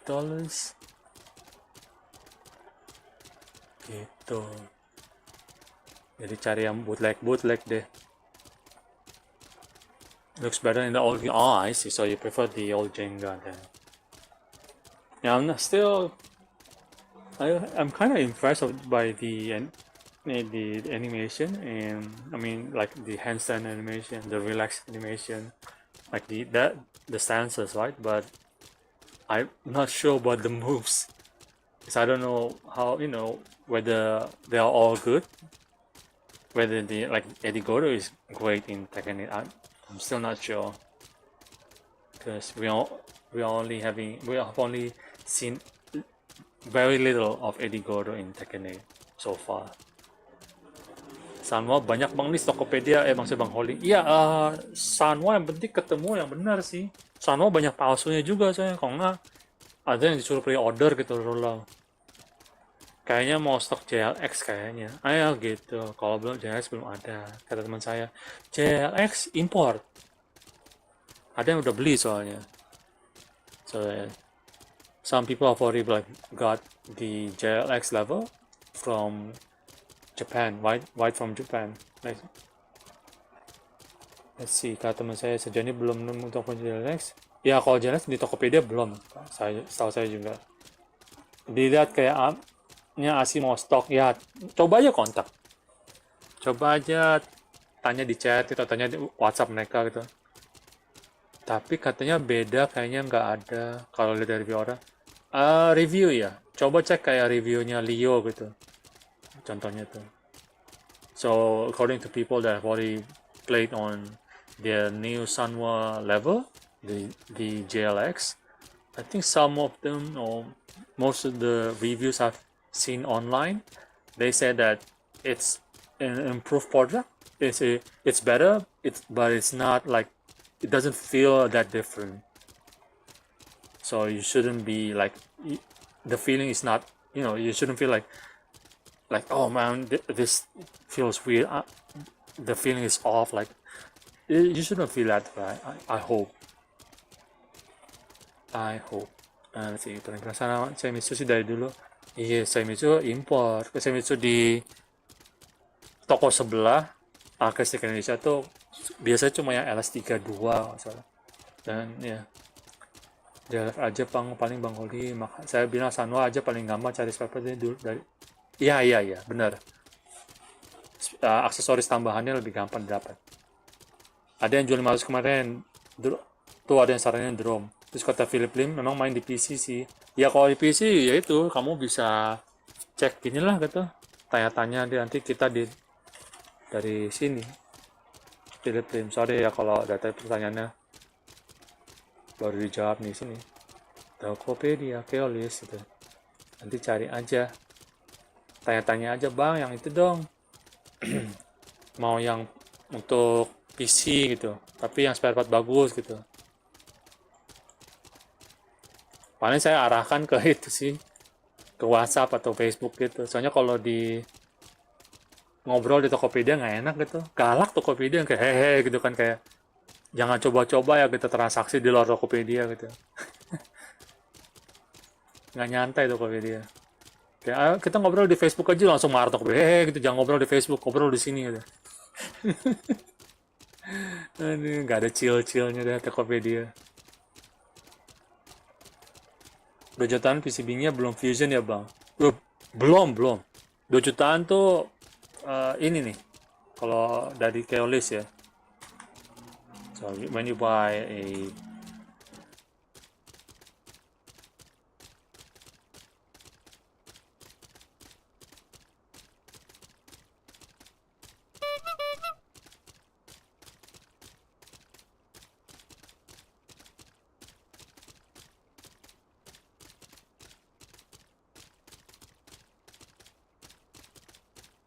jadi emang tujuannya buat main di itu aja kan, tujuannya buat main di PC aja.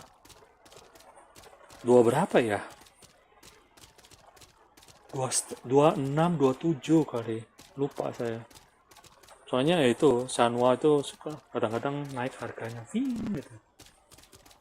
Tahu deh nih inflasi ya, mudah-mudahan habis pemilu gini semua juga udah balik ke sore. Mudah-mudahan habis pemilu segala juga harga sampai harga makanan apa segala nggak naik tinggi gitulah, inflasi nggak tinggi gitu, terus aja lah semua baik-baik aja. Let's see, mau lain temen langsung. Drone. It's funny hearing Eddie's little feet dancing in the water in the background. Well, yeah, I think I should pause the game for a few more. Just for now, let's see. Saya sih mau arahin teman saya langsung ori aja. Ya, mendingan kalau mau ori daripada yang beli bootleg lagi ya. Itu sih, ya itu bootleg. Seingat saya itu bootleg Hori. Bukan bootleg, lebih kayak Hori tapi yang murah. Sorry. Kalau Hori kan Hori Hayabusa yang mahal kan. Ini Hayabusa tapi yang murahnya. Saya dia bilang input yang serong agak aneh, agak strict salah Hori Hayabusa itu. Jadi kayak area untuk masuk diagonal tuh agak kecil tuh. Kalau kata orang daripada ganti gajah mending ambil ke auto, buset deh, ke auto jauh banget nyari lagi deh. After I get my good internet, I will consult with you on which architect to buy. I will probably spend a good amount of money on one. I see. Since you live in the US, right? Pretty sure it's a lot easier to get the third-party products. I mean, like the one sold by Razer or Hori or Kanba, or even Big Tricks. They are all, I can say that they are more affordable because compared to the prices sold in other countries, like we have to import those products first and then pay taxes. And so let's say like a Kanba, not Kanba Dragon or something, well, Kanba with the so I should say a stick that costs in the US like $300 or even $400 can cost maybe $500, $600 in our country here. And I think the price is even worse in countries like Brazil. So yeah, since you live in the States, right? I'm pretty sure, yeah, you're going to get a good product at a good price. I'm very sure of that. Paling enak Messenger atau WA Pak Lis, build udah nyaman. I see. Jadi kalau soal produk itu tadi PCB apa segala, iya.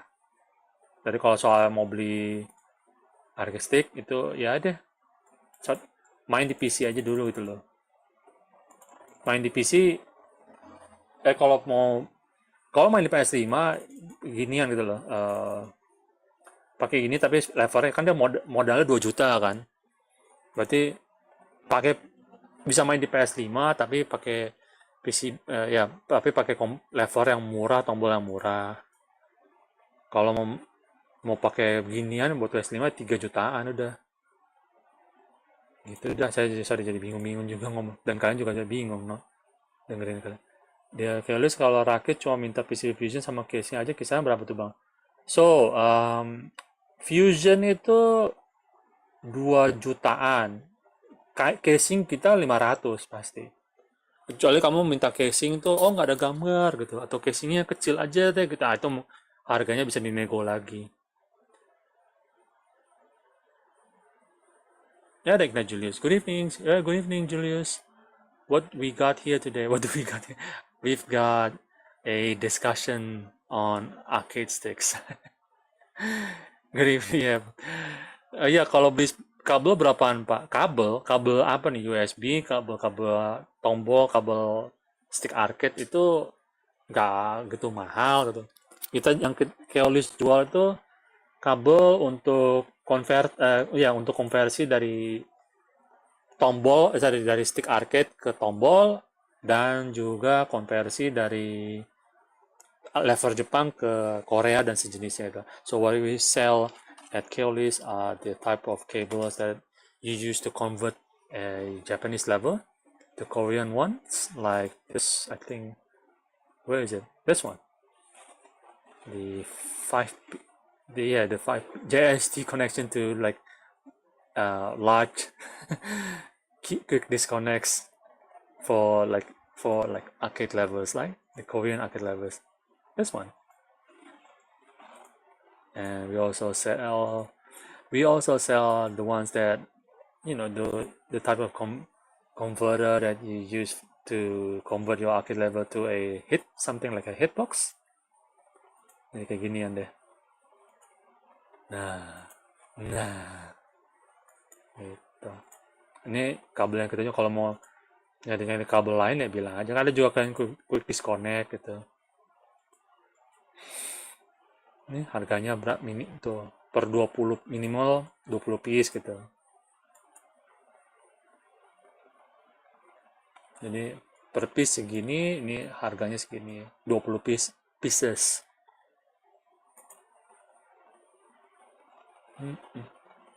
Ini kosong. Waktu itu pasang karena ada temen mau beli gitu kan. Bro, gue beli deh gitu. Yeah, I sold this one because my good friend wanted to have a broke converter. He was like quite desperate for one. They're like, I want one, I need one. Okay, I will sell it for you. I will sell mine for you then. Gitu ceritanya. Dia tadi Keolis, what we got here, daripada beli arcade pabrikan untuk PS5 mending Keolis aja. Terserah sih Rulo. Saya ada orang kan yang lebih milih punya barang pabrik gitu, mungkin mereka ngerasa kayak nanti mau dijual nilainya lain apa gimana, saya nggak tahu deh gitu.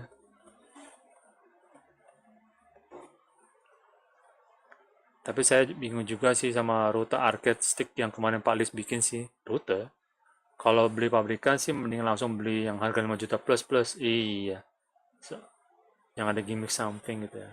Nah itu mengulik harganya nggak nahan. Kalau pabrikan juga jual merek juga, ya itu merek soalnya dari sana aja udah mahal kan.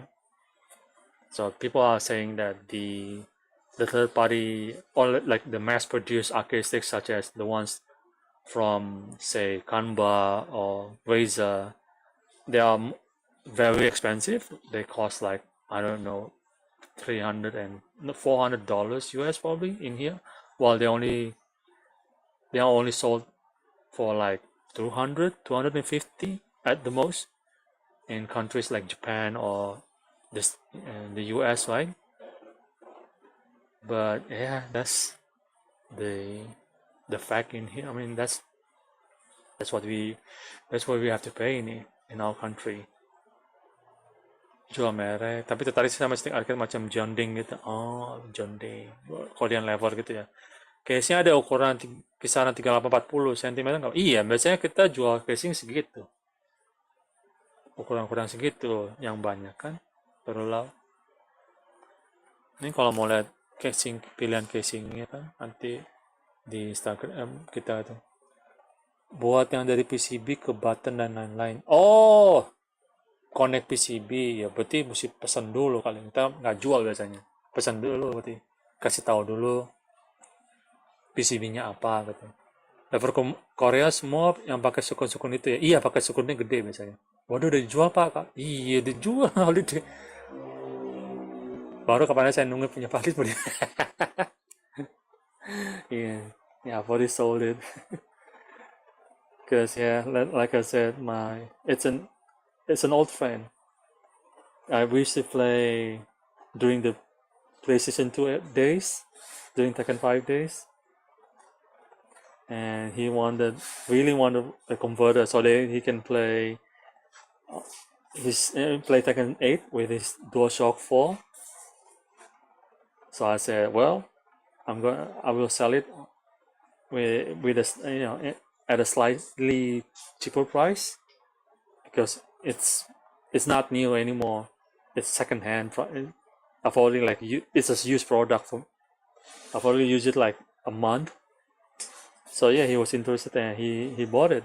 Jadi gitu karena dia butuh kan buat main dengan DualShock 4-nya gitu. Main Tekken 8 pengen pakai DS4, DualShock 4. Ya udah, saya bilang saya jual dia di harga lebih murah karena kan barang bekas gitu, udah pakai sebulan gitu.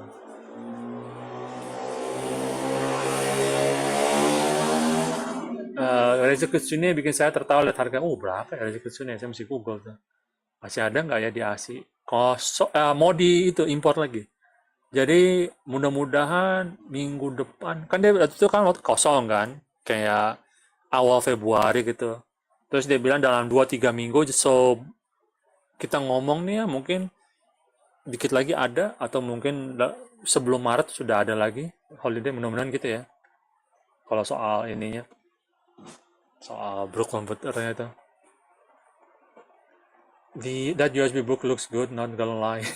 It's a good product. Last time I saw USB brook in Malaysia. 250 ringgit Malaysia or around $818. Wow, that's very precise number per each of USB brook. That's a very good price. And it's not that different. It's a bit cheaper than the one that is sold in Indonesia. I think in Indonesia it is sold around 900 to let's say $1,200,000 rupiah. So yeah, so maybe around I don't want to convert it in the US dollars, but so you get my point. Jadi sekitar gitu 1 juta, 1,2, ada yang jual 1,3 masalah. Di distributor lokalnya alias di Artistic Indonesia itu kan sekitar 900.000 aja. Saya dulu beli 900.000 seingat saya. So I bought mine for around 900,000 rupiah. Let's see, saya dengar di sini sold Wingman di AC. Iya, sold out. Terus dia bukan janji, dia bilang, saya tanya kapan mau masukin lagi. Dia bilang kayak 2 minggu, 3 minggu itu kapan gitu. Jadi mudah-mudahan saya bilang gitu kan, akhir Februari, Maret gitu sudah ada lah, mudah-mudahan. USB looks gonna lie, yes, sold out. Enak banget, naruh gitu dibahas soalnya. Oh, itu tadi yang besar. Ya, ada. Saya pakai juga ukuran segitu kan dulu sehari-hari. Karena buat saya ukuran kalau orang dewasa gitu mendingan pakai artistic yang panjangnya 40 cm, sekitar 40 cm. How much did you use? 150 ringgit Malaysia. I see. Input like-nya bagus nggak bang si Wingman? Udah stabil. Dulu waktu baru keluar kayak 6 bulan lalu, 8 bulan lalu sekarang ya kali. Itu nggak bagus gitu, nggak konsisten di PS5 gitu. Tapi denger-dengar udah diupdate, udah oke. Gitu sih kalau ditanya kesimpulannya. So about the input lag or input delay on the Brook converter, I think there was an update in December, last December, and not only I think it didn't reduce the input delay. So the input delay was not so bad. In fact, it was very small. But the problem was that it was not consistent. So it didn't feel like like a stable product. So then they had an update, like I don't know, 5 months after the product was launched, and it has been improved. I think there was an update on the study. I mean the research. So the same person that made the video, I think he made a new video talking about the input delay after the update. Gitu. Jadi emang dia udah ada orang tes nggak stabil, terus dia itu kan bikin review itu sebelum bulan Desember ada update, saya tes juga gitu kan, saya udah update punya saya main oke aja, terus saya jual, terus orang yang bikin review itu yang bilang aduh ini nggak konsisten gitu, dia bikin video baru kalau nggak salah juga. Let's see, input lag nggak bagus, bagus nggak? Which one is better? But the seller of USB book itself told me the price will be changing if he is going to import USB book again to Malaysia. Oh, I see. I wonder if the price has changed from Taiwan. Jadi berubah harga dari pusatnya kali ya. Let's see, either I buy a new PC or buy Wingman. Well, you can buy just a big Wingman converter. I'm thinking of, right now I'm testing out the technology, the pass-through technology. So you should be able to like connect a third-party controller like Hori Octa, the Octa. Then I hope that you can use the third-party product to connect your custom arcade stick to PS5. Jadi itu harapan saya sih, teknologi yang pass-through itu yang numpang gitu kan. Misalnya colok Hori Octa gitu kan, atau Razer Rayon gitu ke stick arcade kita, terus dari stick arcade kita nyambung ke PS5. Itu mudah-mudahan teknologinya stabil gitu. Soalnya kalau di luar negeri orang nggak gitu tertarik dengan konsep itu loh, orang maunya colok barang yang kecil gitu loh, cuma yang kayak dongle doang. I'm seeing something called Razer Panthera Evo. I think that's a pretty good product. Yeah, so it's a pretty decent product.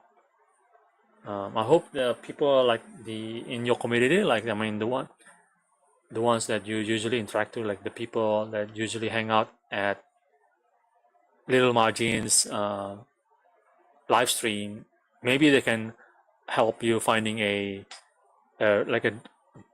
decent arcade stick at like 200 to pay to around I don't know, to around $300 maybe.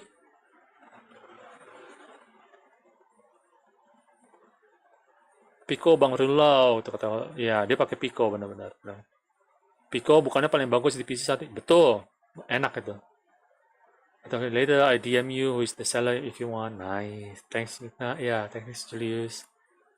Emang sih bang, cuman kan butuh in case turnamen ke depannya. Oh iya, udah turnamen PS5, benar. Menurut saya tinggal di Wingman aja sih. Iya, Wingman bisa. Waktu itu dicoba oke. Cuma ya dilema gitu sih bang, soalnya belum tahu juga saya Pico gimana import lagi pakai Wingman. Di tes itu nggak apa-apa sih, terus stabil aja. Ya lu apa memang sebagus itu bang, soalnya review dikit. Wah iya, soalnya Philip Lim ini orang jarang bikin review gitu loh. Orang beli aja biasanya gitu. Jadi kita postingnya ya di ini aja nih Philip Lim ya, bisa di Instagram ya, ini barangnya kita udah bikin nih gitu. Untung Philip masih di sini. So yeah, it's good that you're still around here, Philip. So I can give you our Instagram or on our Facebook, and hopefully you can find out more about us. Ini gitu kamu bisa baca dulu. Ya pokoknya kalau mau ngobrol-ngobrol dulu gitu, nanti kontak kita aja di Instagram atau di Facebook. Jadi fokusnya Keolus itu rakit stick arcade di harga terjangkau lah gitu. Dan orang itu bisa upgrade lagi gitu loh. Kalau misalnya maksudnya kayak saya dulu beli di Keolis produk yang murahnya, sekarang saya pengen pakai tongkat dan tombol yang lebih bagus, itu bisa. Atau tadinya saya cuma rakit untuk PC nih, saya mau upgrade supaya saya bisa main di PS5 atau mungkin biar bisa main di Xbox juga gitu. Nah, itu bisa. Gitu. Kalau kamu beli barang pabrik gitu misalnya Canva gitu, untuk PS5 ya udah PS5 aja gitu. Mau main untuk Xbox, paling Canva-nya bilang cari sendirilah solusinya gitu. Jangan nanya ke gue gitu kan. Itu kalau beli barang pabrik. Atau lo tanya deh gitu teman-teman lo di komunitas gitu kan, kalau nasibnya beli barang pabrik gitu.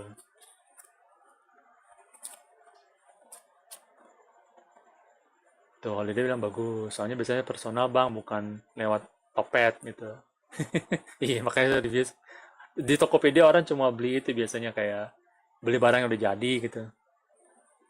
Tapi setelah saya lihat review Rayman katanya masih naik turun performanya. Itu ini sebelum patch kali. Coba lihat lagi itu videonya bulan apa gitu loh. Update-nya Desember. Kekurangannya buat saya masih cuma satu aja, jauh dari tempat saya. Iya, jadi ya ini sih. Tergantung kontrol juga. Iya, itu lo coba cari reviewnya lagi. Barang selalu saya cek sebelum dikirim dengan live stream juga di sini. Iya, pernah begitu. Nanti kalau ada saya bikin stick arcade Keolis, saya reviewnya kasih video abang Tokopedia. Mau di-tag sampai PGF-nya kena, mantap ya review dengan ada PGF ya gitu. Oke bang, saya ada lagi. Oke deh Philip, thank you. What's the origin of NDMRP? I know Elzian is Lizanius, right? Well, yeah, when the channel was first made, right? It was not my channel. I think it was my brother's. So because he was working at a radio station, he was a DJ, not like the one that skip or like the ones that works at like just a radio announcer, a DJ, right? At our local town here. So he worked as a radio DJ for a few years, and his name was Andy Marble, like the rock Marble, right? And so he made this channel Andy MRB, but he never used it. So one day I said I wanted to upload a few matches, Tekken 5 matches I think at that time, and he said, "Well, okay, you can use my channel. I've never used it." I've never used it. So then I kept on using it, especially so when people started to recognize the channel, and then several like websites, like if you remember iPlay Winner. So I think nowadays people that work at that website now work for like Capcom or maybe Bandai Namco or even Twitch.tv. So anyways, yeah. So when this channel was started to get recognized by the people, like internationally, like globally, people knew this channel as NDMRB. So I was like, I think it was too late for me to like change the name of the channel at that time. So I just kept on using the name NDMRB. Gitu, gara-gara namanya udah terlanjur Andi MRB gitu kan. Yang bikin kan Andi Marble gitu. Saya numpang aja gitu. Pinjem ya gitu, ngetes nih, upload udah kepake terus. Oh gitu ya, saya lihat video September sih, berarti harusnya udah bagus. Iya udah mendingan. Saya tuh udah tes juga, udah oke. Itu tes main doang kan. Terus dari video, kalau nggak salah dari orang yang sama ada update-nya. Coba kamu cek lagi deh. Andy, what is his name? Andy something? I forgot the last name. It's Marvel. Moga aja sih udah bagus. Soalnya kalau beli PCB yang paling saya beli PCB Brook yang bisa PS5. Nanti jadi punya ada ke Brook PS5. Also, you just noticed you have over 500 subs. Congratulations. Thank you so man. Yeah, I think I should make a video saying that thank you for those that have subscribed and that have helped me run this channel, or at least like have supported my channel, not help running, just supported like because people have been like donating and helping quite a lot. Beli yang Fusion Bang Huli, top of the top. Fusion, mantap. And this not like that, Julius. Agak juga top the top Bang. PCB saya masih stop. Asik. Ya, PCB-nya dia beli dulu kali ya. PCB itu masih ada Fusion kayaknya sih. Ya ada Reina, halo Reina Mishima. Makanya itu aja sih saya bingungnya. Lagi apa Bang? Ini gara-gara lagi ngomongin Eddy Gordo, jadinya kita berhenti ngomongin ini deh. Ngomongin stick arcade segala. Lanjut lagi ke stick Eddy Gordo ya. Mana ya? Ya. Let's continue on, talking about Eddy Gordo. Because I think we're almost done, right? I hope so. Handstand, etc., have been kind of streamlined to make it more easy and intuitive to play. まあ右キックも同様に浮かした後に右キック連打しても結構コンボがつながるように、最後 LK をしてますけど、結構浮かした後キック連打スペシャルスタイルに近いような操作感覚で遊べます。And so Nakatsu was just saying that likewise with the right kick, the right side kick, you can launch our opponent and continue with the right kick inputs to continue the combo. はい。And I was just mentioning it's almost like special style kind of really. あとヒート中はそのヒートスマッシュはもちろんあるんですけども、逆立ちや座り Yang pasti sih hit smash-nya itu mid ya. Gila, gelap. Wait a second. Why has the...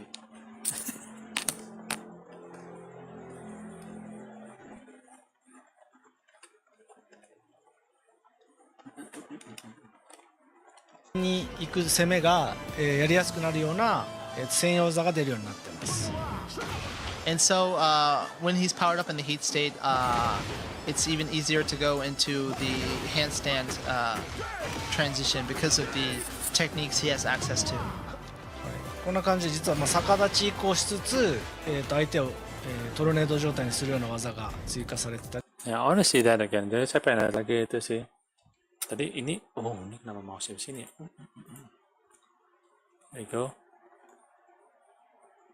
Oh, I wanna see what you get after you have activated heat. Let's see. たりしますね。 Like the technique he's to. やるんで The right side kick, you can launch our opponent and continue with the right kick inputs to continue the combo. はい。 And I was just mentioning it's almost like special style kind of really. あとヒート中はそのヒートスマッシュはもちろんあるんで。 PCB atau wingman aja gitu ya. Ya kalau wingman bisa dapat harga lebih murah, bisa wingman aja. Jadi dan kalau wingman kan berarti nggak perlu modifikasi lagi Holiday. Kalau benar wingman udah stabil menurut saya wingman, iya. Jadi nggak perlu kerja banyak dan wingman bisa dipakai sama orang-orang bisa dipakai colok controller lain juga kan. Kok jogetnya rada awkward ya liatnya. Jengganya berubah tapi berubahnya nggak banyak banget, agak awkward ya karena nggak terbang. Iya, jadi kayak dulu lebih floating gitu, kayak nge-float gitu.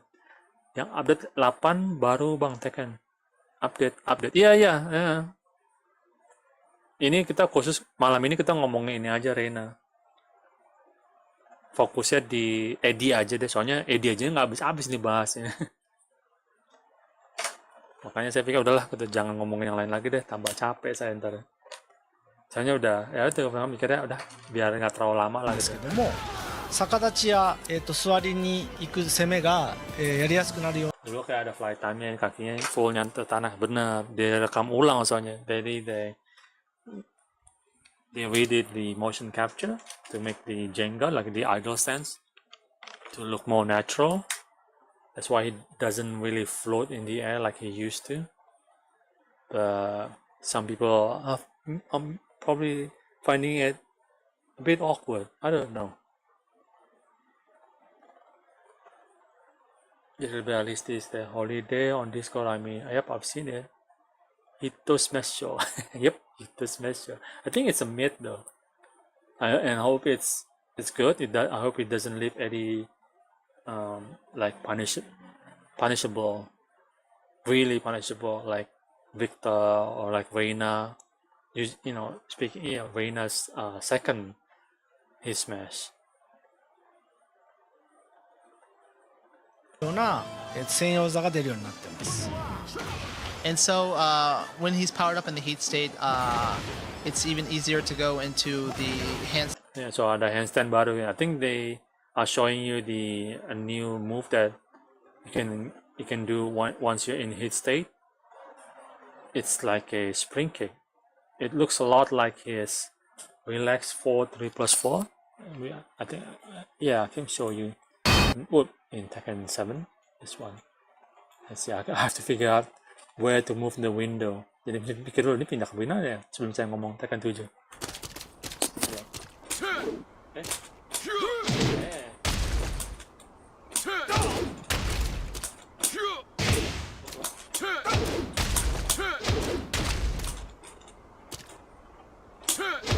Kelihatan kayak relax F+3+4 atau handstand F+3+4. Dia kayaknya bikin supaya apa, gerakannya mirip begitu, tapi bedanya sekarang di Tekken 8 masuk langsung ke hit kayaknya, ke handstand. Nggak tahu deh requirementnya apa aja gitu loh. Cukup masuk hit aja apa harus power up dulu gitu, Majenga atau apa tadi tuh katanya. I'm not really sure whether you have to level up also using the Majenga install, before you can start using the moves they are showing right now. Stand transition because of the techniques he has access to. こんな感じで実は逆立ち移行しつつ、相手を、トルネード状態にするような技が追加されてたりしますね。 Like the technique he's currently showing off, in which you go straight into the handstand and at the same time launching your opponent into a tornado if it hits. もう一個はその座り状態にその奇襲をかけながら、座り状態に行って崩していくようなこういった専用技が出せるようにな Iya, ります。 jadi kelihatannya saya belum baca chat dulu ya. Ini And kelihatannya karena another is kind of like the sneak attack. Jadi kelihatannya karena ini gerakannya dari hit itu kelihatan kuat gitu kan. Mungkin save on block juga. Mungkin dibikin supaya kamu tuh pakai hit meter timer hit itu yang banyak, boros hitnya tapi gerakannya bagus, mungkin gitu. Dan cuma bisa dipakai di dalam keadaan hit gitu. So I have a feeling that they're showing you a few of the more powerful moves during the hit state, and they're probably safe on block. And I assume that they cost quite a lot of resources. And what I should say, I'm pretty sure it's the hit meet timer that will cost, right? That will be like reduced when you use the part of this more powerful moves that you access from heat state. You have from Negativa the relaxed state to kind of like sneak an attack on your opponent when they're not expecting it. なのでこんな感じで結構蹴りを連打しながら相手に近づきつつ展開を迫るといったような新しい Jadi Eddy の meskipun プレイ dia スタイ lagi ル nggak が dalam 遊び hit atau meskipun dia lagi nggak dalam hit atau dia lagi nggak yang dapat installnya itu, dia punya serangan-serangan itu tergolong cepat saya bilang sih. Kayak dari satu serangan ke stance atau ke apa gitu loh. So I think he looks, his attacks, his strings look a bit faster, right, when to the ones that you normally see in the previous Tekken games. So yeah, I have a feeling that it feels good probably to like be aggressive to pokes, to do pokes with Eddy, a bit like using Hwarang or maybe like a different character like, let's say, I don't know, Xiaoyu a little bit. So yeah, because usually when you play Eddy in the previous games, right, it feels like the strings, they I'm not saying that they are awful or whatever, but I'm saying that the animation usually look a bit slower compared to the we are seeing right now in Tekken. Jadi gitu, kalau lihat animasi gerakannya kok kayaknya lebih cepet gitu loh. Jadi kayak malah berasa kayak lagi pakai Steve Fox atau Arang gitu loh. Tekan-tekan neken musuh gitu, terus masuk stage tuh orang kayak mesti nebak gitu. Mungkin itu yang mereka pengen capai juga gitu loh di Tekken 8 ini, supaya kayak orang main gitu kan duk gitu, rasa cepet gitu loh. So maybe that's what they're trying to accomplish in Tekken 8. They want to make Eddy feels a bit like Hara or even Steve Fox, just a little bit. Or maybe you can say, playing like Steve Fox but with kicks. I don't know. Hito smash. Ini 3 hari lebih awal belajar lebih keras buat saya. Wah sih. Terserah juga holiday sih kalau mau dibalap 3 hari gitu. Kapan rilisnya bang? Belum ada berita tanggalnya deh. Spoolman said very strange that they didn't show the other old stances. I hope they're still there. I don't think so though. I think they have changed the relax and the handstand, and that's the only. I think there's another one, the rewinder. If that's how people used to call the moves that are done from the side step, because it was like a side step back in Tekken 3 and Tekken 1 days. But I don't think people call the side step moves the moves that are done from side step. I don't think they are referred as rewinder moves anymore in this day and age. All still there, but they change a little bit. Yeah, that's what I've been seeing so far. Negative, I think no longer can stay forever like before. I agree. Has Junding, however you spell his name, said anything yet? I don't know. I haven't opened Twitter so far. I think I haven't opened Twitter right after the announcement, the presentation. Jadi gitu, saya nggak tahu deh Junding ngomong apa deh. Dan saya belum buka Twitter setelah presentasi tadi nih. Nope, he hadn't said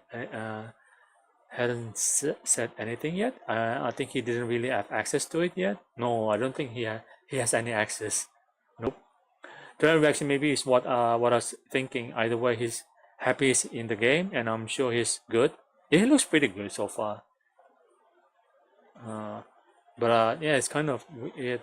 I hope that when Christy comes out, whenever that is, Christy will have the old animation. I think it'll be quite interesting. Like when we had like JC and Michelle, or when we had Baek Do-san and Hwarang, right, in the same game.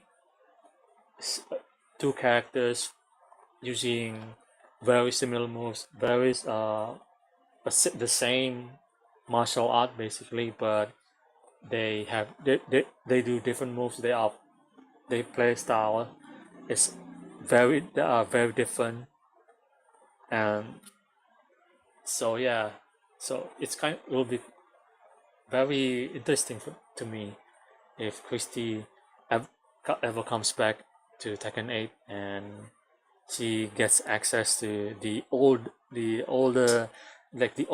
moves, right, from Tekken 7 and the old beyond, not beyond the future, but the old games.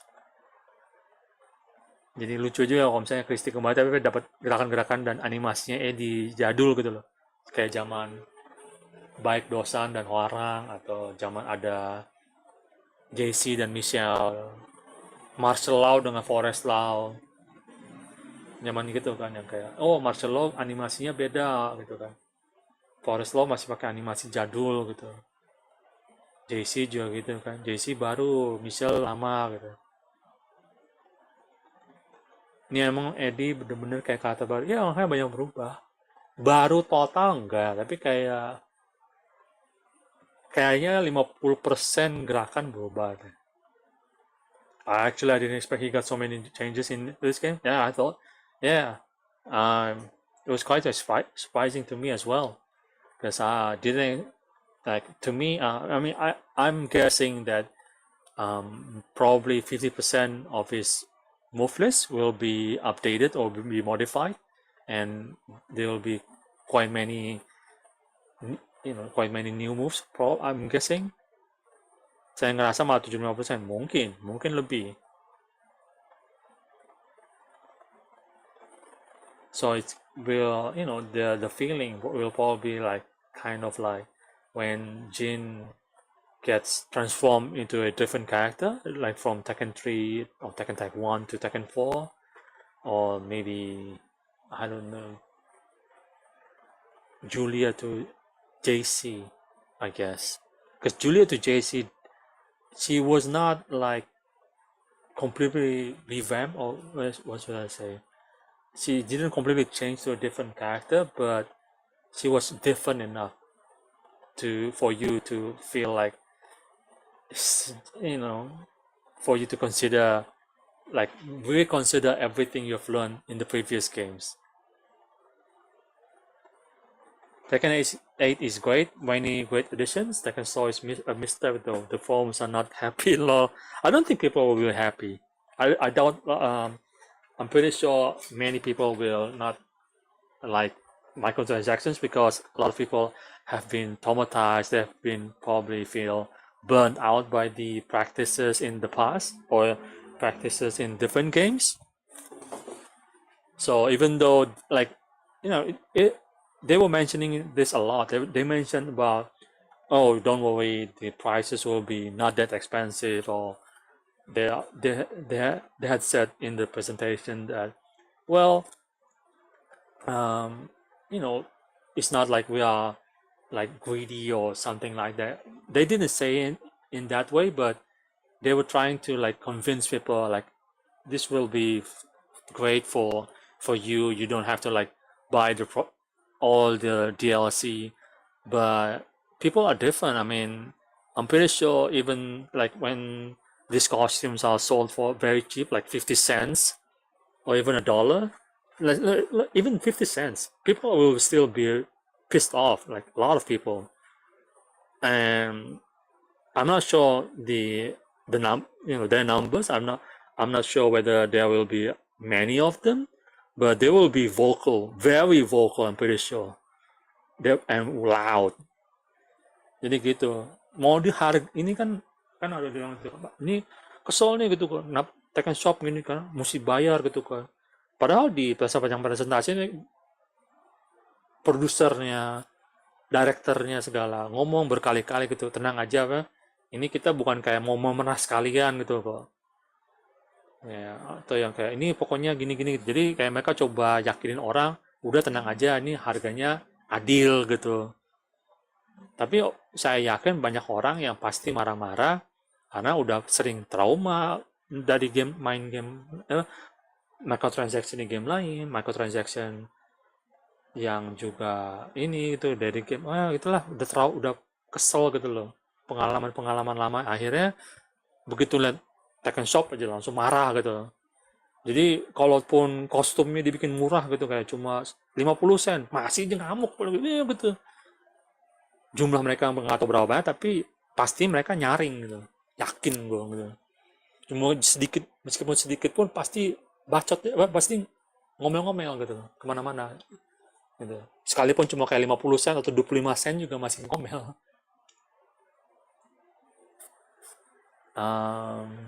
Itu yang sering ditunjukin aja mostly baru, ya makanya ada beberapa ya gitu kayak ada animasi lama dimasukin itu. Hello, I'm from the future. Nice. So have you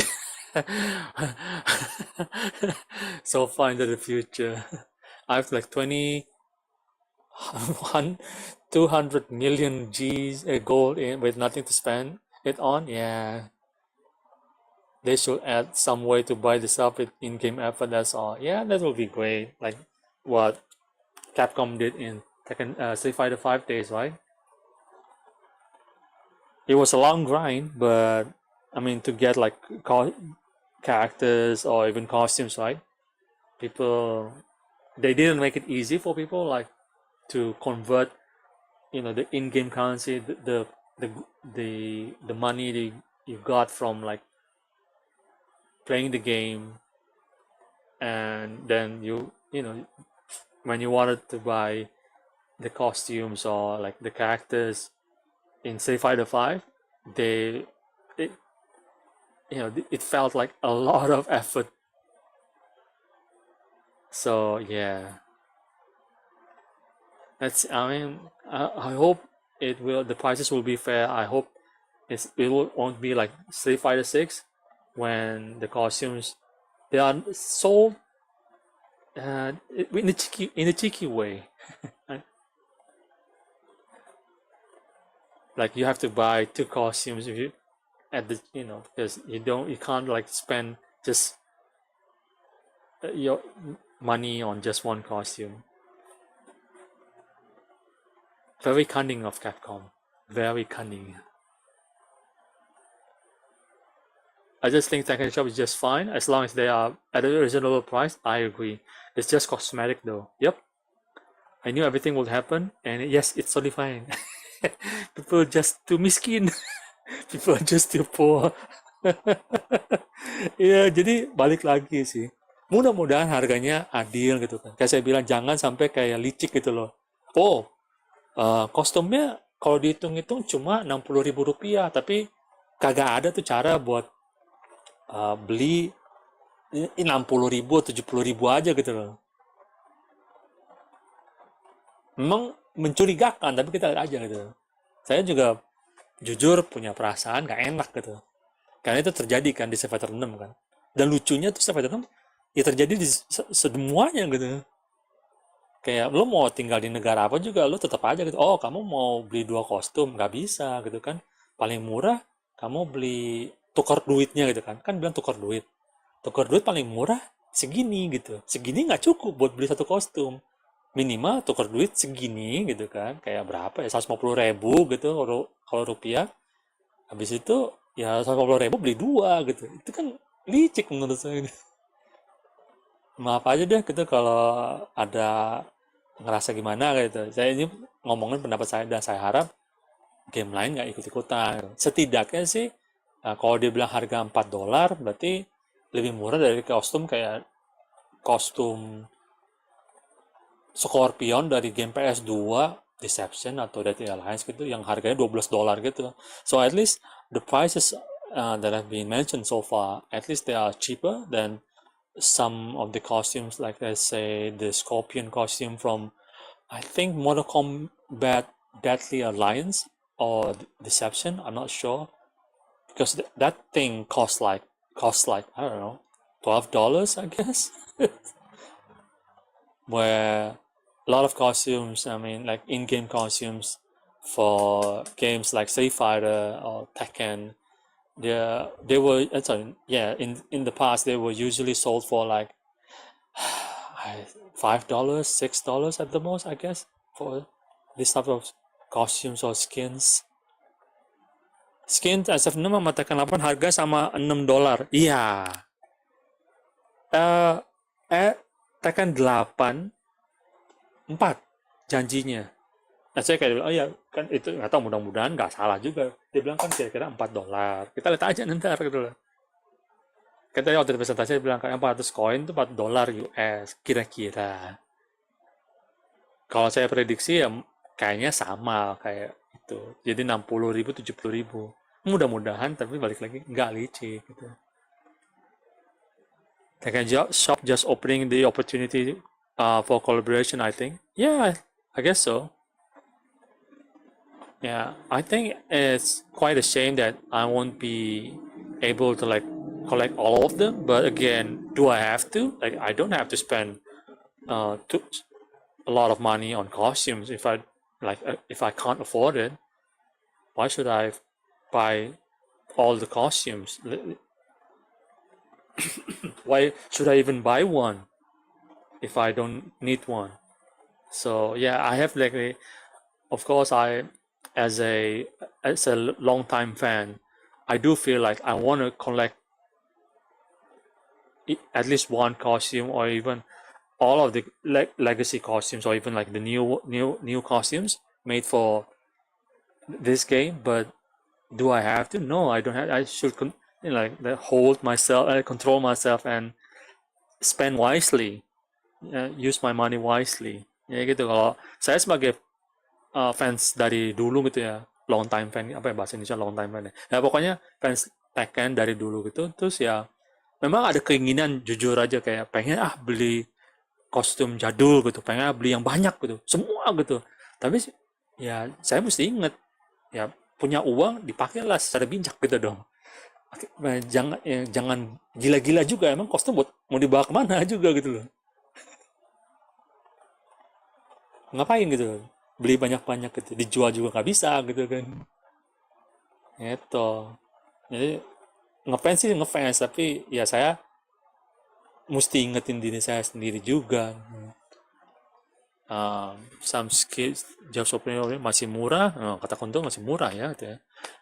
Superman said that some people may indeed be too poor after paying $70 for the game and having it run like a free to play title suddenly a month after release. Yeah, I mean, again, microtransactions, right? People don't like them in general, especially, you know, in games that are AAA games or games that feel so expensive to buy, especially when you even when you don't even have the console or even the PC to run the game. Like myself, I had to spend a few $100s to get my PC ready for Tekken 8. So at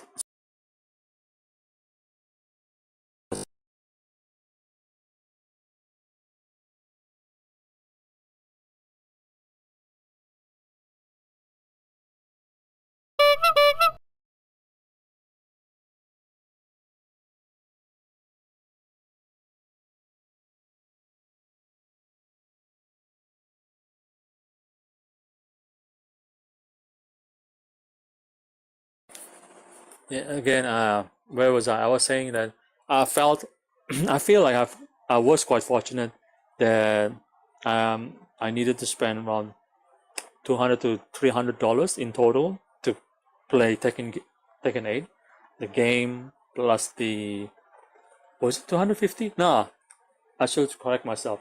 It's around 250 because the game costs a bit less in our country, and in our country the game is, I think, is sold. I mean the base game is sold at around $50, I think. So yeah, let's just say $250 to $300. That's what I spent for this game, just to play the game, buy the required PC part and the game itself, the base game. And then then I see that there will have microtransactions, like the legacy costumes will be sold and stuff. How do I feel about this? Again, I need to control myself. I hope people will have, they can hold their urges. I can't remember the right word. So yeah, if you don't need one, you don't buy it, or you can buy them during a sale or when they have like a special promo, like costumes, $1 for per character, something like that.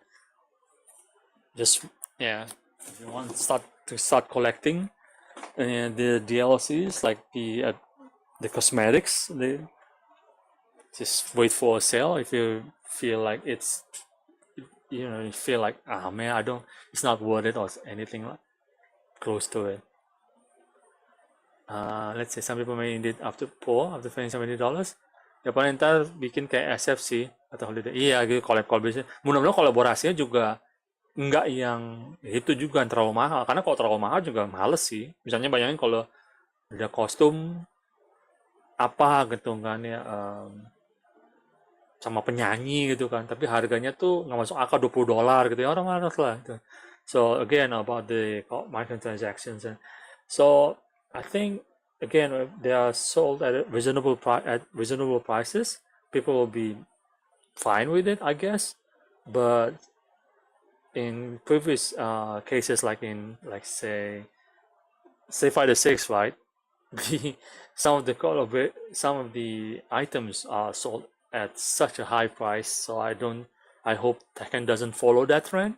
Like imagine, a costume, a something with one anime that costs around, like for one costume costs around 15 or even $20. I think that will be too much, but I don't have to buy one, and I hope the developers will learn from selling such a high price that some people will just not be interested. Some people will be angry even. Kalau jual harganya mahal-mahal ya orang protes paling lah. Mau bikin kolaborasi gitu misalnya dengan anime apa crossover gitu ya. Kalau mahal ya orang marah. Pilihannya cuma dua, mau DLC perlahan atau lo mau full DLC tapi nunggu ke rilis gamenya. Oh, bundle gitu ya, kayak Ultimate atau apa. Beli dah itu Tekken 8 Unchained Rebellion Ultimate Demon. Saya harap ada paket gitu sih. So people was, making jokes about like a long name for a special edition, right, of Tekken 8. I think it will be alright. I think. As someone that bought the game at day one, right? On day one, you will feel. I mean, it's understandable to feel a bit, feel pissed off, a bit angry, a little bit. Like, oh man, back in my day on day one, I had to spend like $100 to get the season pass, like the game itself, but you guys spend like $40 and you get all the costumes, all the characters. But at least I bought the game on day one. I've been enjoying the game from day one, where other people waited for like 3 years after the release. Ya gitu, kalau at least ya saya udah beli game duluan sih, memang harganya lebih murah gitu, udahlah gitu. Toh sebalik lagi, saya paling kalau saya sendiri saya lebih incer gamenya utama sama season sama karakter, udah gitu. Kalau emang harus stage, ya nanti lihat lah gitu. Saya fokusnya karakter sama game utamanya deh. So as for myself, when I bought Tekken 8, my main focus was to get the game and the season pass for the characters. That's it. If I needed to buy the stages, maybe I would wait for for the sale for the game, for them to sell it at a cheaper price. I will wait for them on sale, maybe like the stages. But for the characters, I will want to buy them on day one. Let's see. As long as the microtransaction won't be like Star Wars games. Star Wars games, yeah. That's why people have been burned off. They have been not victimized. They feel vindicated. I think that's the word. I don't even I don't remember the exact meaning of the word vindicated, but I think it means very angry.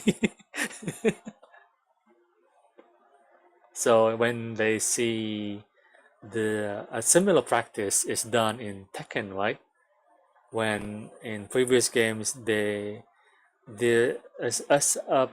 practice like this was done at the arcades.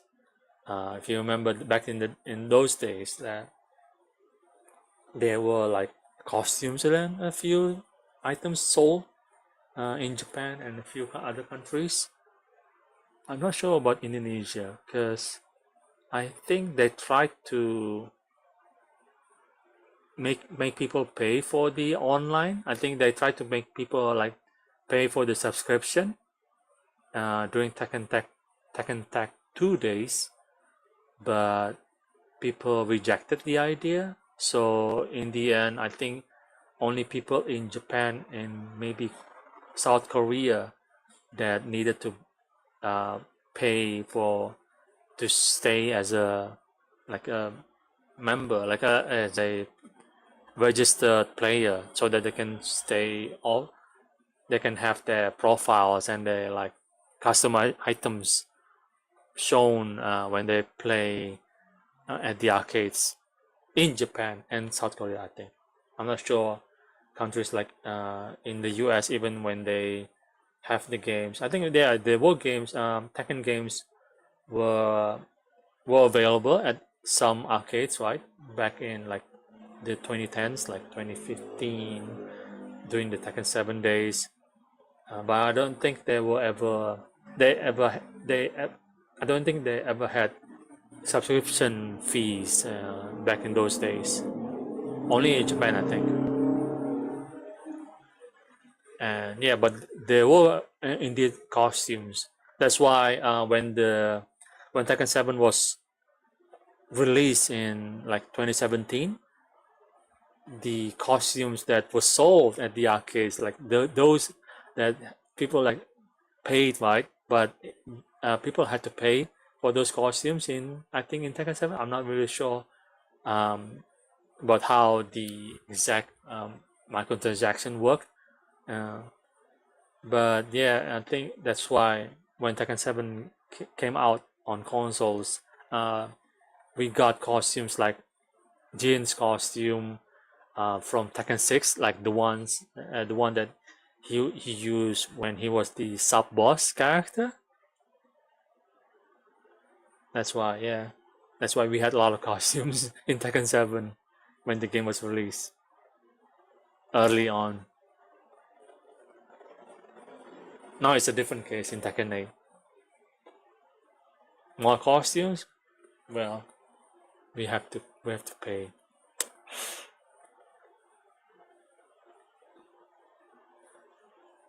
That's not like that. It won't be like this hours. Paying for more characters is one thing. Paying for skins that are half as much as those characters is scummy, especially when we used to be able to unlock them all. Yes, I can see your point. But yeah, again, I'm just gonna focus buying the characters. That's it, I think. Maybe if I have the money or like the luxury to buy more costumes, maybe I will do it. But not when I have to be wise with my own money. Like when I have to be not really stingy, but I can't really find the right word. Just be wise with my own money. So yeah, I will say just buy the characters for now. I own Street Fighter 6 and Mortal Kombat 1. Their prices are insane indeed. I agree. I don't play those games. Well, I play Street Fighter 6, but when I see the price, their prices, I feel quite sick, honestly. Oof, deluxe upgrade $500 pak. Iya, holiday. Karena saya terlambat beli, jadi ya sudah gitu. Itu harga yang saya harus bayar gitu. 200.000 lebih mahal daripada kalian gitu. So Holiday here mentioned about the deluxe upgrade pack, right? So when the game was first launched, right? I think even up to now. So when you want to buy Tekken 8 and the season pass, just the characters, right? You buy 4 characters plus a few other bonuses. You spend in Indonesia spend around $70, I guess, or $75 US dollars to make it easier to understand. So around $75.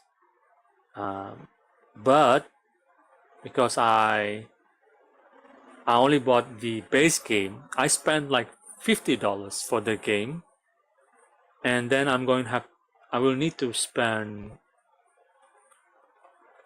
35, maybe, yeah, around $35 for the season pass. So when you consider just buying in Indonesia, it costs $70. But when I need to buy, like, again, the game plus the season pass, it's around $80 to $85. So I need to pay more, but that's what what I have to accept, like, basically, because I only had enough money at that time just to buy the base game. So I decided just to buy the base game and be fine with spending another $15 extra.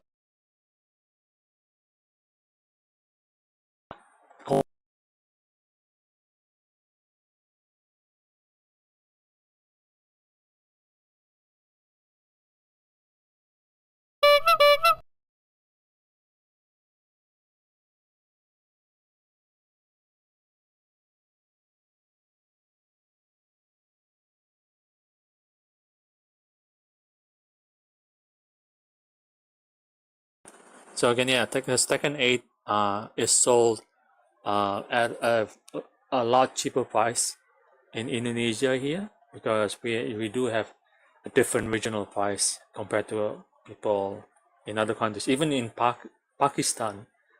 In Pakistan, I think the game is sold at a 70. It's close to what you are paying in the States, or in Europe or Australia. But yeah, in Indonesia, the game is cheaper. But the season pass is not a lot cheaper. That's for sure. The difference is not that big. Very small indeed. I bought the big boy version of this game too, and I always buy them. I'm not buying another Street Fighter or MK this way though. I see. I'm retired with a lot of disposable income money, so I just don't want to give them extra lot. That's fine. I mean, it's your money, and it's you have your. I mean, it's up to you to spend your money. And for when I bought the game, I just bought the base game, because again, that's what I could afford at that time on day one. And I just went with it. I was quite I felt a bit salty when I saw when I see the prices, because before the game was released, you couldn't find out about the DLC, which were the deluxe upgrade and the ultimate edition upgrade. So again, I couldn't find out whether if I needed, or if it was a lot cheaper to spend money at that, just right at that time, or pay later. And then I found out that I would need to spend a little bit more, like $15 more. But again, when I felt bit relief, I should say, when I saw the prices in PlayStation 5, right? For people that bought the PlayStation 5 version, they will need to spend roughly the same money to compare to people that bought the game and that buy the game in the US or like Europe or in many countries. So yeah, when I saw the prices, I felt like, oh well, it's I have to pay more, but at least it's still a lot cheaper to the prices for compared to the PlayStation 5 version, a lot cheaper. I'll probably be forced to buy the King stuff. It's cool though, just because there will be no other way to earn it. I see. Again, I hope they will not be scummy about this. I mean, the publisher won't be scummy or like be cunning with the prices, like Street Fighter 6. Because I mean, some of the costumes look great. In particular, the third costume, right? They say the costume number 3, but oh man, they were so cunning. I mean, not they are still cunning in my in my opinion. Like, you have to buy 2 at least. Come on, what a jeep, man! What a rip-off. I see. I'll probably be forced to buy. I'm a completionist. I like having everything just in case I want to customize the characters to make cosplays, etc. Oh, I see. Well, again, it's up to you. They're saying 400 Tekken coins, $4. That's what I've been seeing. That's what I saw in the presentation as well. Jadi gitu, memang harga segitu sih. Jadi kita lihat lah, mudah-mudahan. Memang harga segitu aja gitu loh. Kalau memang, saya bilang kan saya sempet yang bayar mahal, tapi begitu ngeliat orang bayar di PS5, buset deh itu. Ya udahlah, jadi nggak salty amat, itu nggak kecewa amat. Apa yang saya bayar masih lebih murah gitu, dan apa yang akan saya bayar nanti masih lebih murah juga dibanding apa yang orang bayar untuk PS5. So yeah, I think I'm gonna continue watching. I hope it won't take much longer. ベルになってます。 And so it really allows Eddy to kind of keep forward pressure on the opponent, and you have a variety of different attacks at your disposal. 他のといい、なんか中津こういうの好きだよな。踊るように戦うキャラは好きですね。まあ、アズセナも好きですけど。 Mention Nakatsu likes these type of characters. はい。まあ、座りから投げが出せたりもします。 He also has a throw from Negativa, as you just saw. はい。っていう感じで結構まあ初めて開発中のエディをお見せしました。 So that's the first time we've actually shown in build footage of Eddy playing live. So we hope you all enjoyed it. これね、面白いのがね、コメント見てると、エディ使う気の人すごい今超ワクワクしてるわけですよ。で、これエディを対戦相手とこうThat used to be a stand QCF or QCB throw. Yeah, it's a half circle forward throw. The rodeo. I wonder whether they changed the notation. Maybe they will. Maybe they will. I don't know. Maybe they will make it easier. I hope they keep in some way the old notation and make it worth it to do the old one, like what we've been seeing with King, Nina, and many other characters, even Reina, right? Like when you do a move in a more difficult way, you get rewarded, even with just a little bit more damage. That's fine, or even with better frames. I like it when they do that. Half circle, that's right. Yep, I hope he has a few new throws as well. Yeah, I hope so.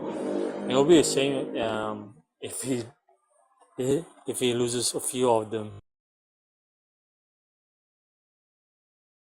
Throws, because he doesn't have that many. Because he has some. So yeah, it's a shame that they didn't show his crouch throw, and crouch throws in this game have been buffed. They have been improved quite a lot because they are no longer breakable from the several characters I've been watching, like King's crouch throws, Azucena's crouch throw. that crouch throws are not breakable. Not breakable, I think. So yeah, if Eddy has one, I'll be quite happy with it. I'll be quite happy, of course. I'm doing King's chain throws the old way, so you get a little more damage. Yeah, that's what I'm saying. I was saying before. I hope they keep the old notation in some ways, even if they are, if they are kind of worried that the old notation will be, they are. I hope they are not worried that some people will accidentally do the race through, because I don't think some people do. I don't know. Let's just see. Let's see what happens when he's out. When Eddy is out in Tekken 8. I think he gets at least a neutral from standing. I guess. I hope so. Again, because he doesn't have many standing throws. He has one extra, and then from the front side, one extra command throw, then another one from his handstand.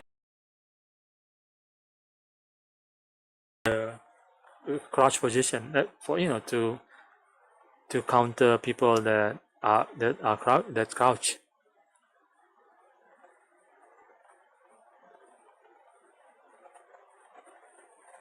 So I don't know what they will do for Eddy this time round. Jadi gitu, kalau memang ada bantingan baru ya mudah-mudahan jangan sampai dikurangin lah gitu. Justru saya pengen lihat Eddy punya crouch throw itu jadi bagus nggak gitu loh. Kan udah pada bagus kan. Crouch throw di ini Tekken 8 pada nggak bisa di break gitu loh. Kayak King dapat crouch. Enak juga. Cause like King, right? I think one of the crouch throws, he enters a heat state right after the one that looks a lot like pedigree. I think he gets a message from standing there. 考えて対策しなきゃっていう目で見てる人は今すごい心配してるんだけど、皆さん心配しないでください。こういう新キャラね紹介するときはそのキャラのいいとこばかり見せますよ。で割とでもこれリアルに対戦するとね、僕がパワークラッシュとかおりゃおりゃってやってると結構潰されるし、そうですね。あとやっぱガードできてないタイミング多いんで、割と皆さんがそんな心配、はい、ゲーって言ってるとこなんて結構潰せたりするんで、あとは大丈夫です。実はそのバックダッシュとかも今回向きの性能になってたりするので、ちょっと弱くなった点ももちろんあるし、座りはダウン状態ではなく立ち状態になっているので、浮かせ技とかをもらったりもします。まああとあれじゃないの、結局他のキャラ同様リプレイを。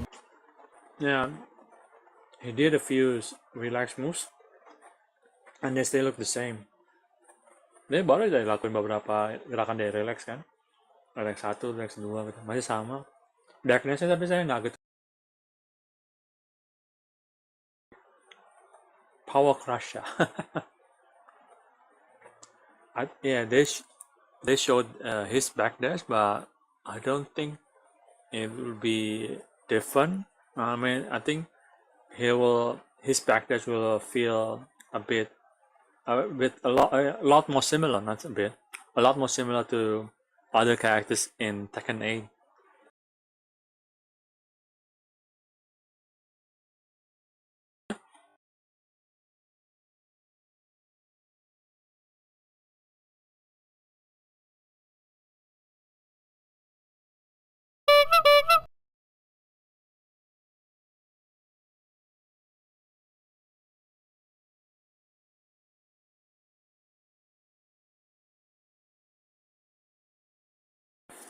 Where was I?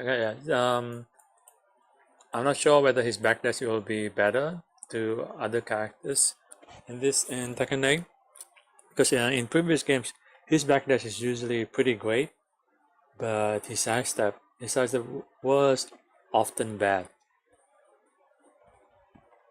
and was often considered the worst, or at least not consistent enough to be good for in a lot of people's point of view. I'm sure you'll be happy with Eddy. Glad they put him in there for you. Well, yeah, I hope so. Cause even if the character is even if the character is pretty awful, even if many people can't figure out how to play them at a high level, I'm pretty sure I will still use Eddy as my main character. Cause so far, when I do poorly in ranked matches or at tournaments, right, it's still my fault. It's still that it's because I'm not good enough at this game yet. So Eddy will be released soon. So many people, if people considers him very bad, a lot of people consider him very awful, and many people don't want to avoid him, and many people don't want to pick him to play at high level, I'll be fine with them. I mean, I think I will be still using him because I'm not that haven't reached the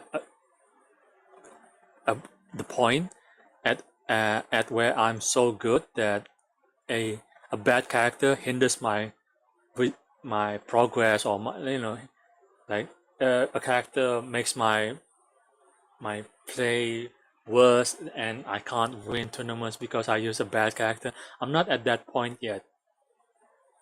I'm not at a point where I can blame a character if the character is bad, or if the character is poorly designed.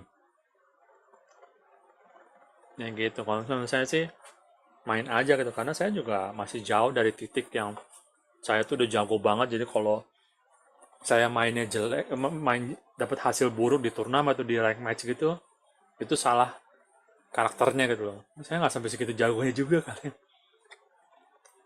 Ya udah pakai aja dulu. I'm always loyal to my characters, even if King was terrible. I will still use him. Been using him since 1994. Nice. Was King ever bad in Tekken? Let's see. Tekken 1, I think some people considered him to be like the best character. I'm not sure what people saw him, what people thought of him in when the game was new. But I think nowadays when people look back at Tekken 1 as one of the best, or even the best character for Tekken 1. In Tekken 2, I think if we look back right now, from our point of view right now, I think he will be okay in Tekken 2. Tekken 3, I don't think he was that great. Tekken 1, again, when he was paired with Armor King, I think he was, both of them were alright, I guess. But still not the best. Tekken 4, that's where I'm kind of doubt. I doubt that Tekken 4 King was great. I'm not really sure. The only Tekken I haven't played for thousands of hours is Tekken 4, so I don't know about him in that game. Yeah, I'm not really sure whether Tekken 4 King was good. I didn't really, compared to my playtime in Tekken 7 or even games like Tekken Tag 2 or even Tekken 6, I think in total I maybe only played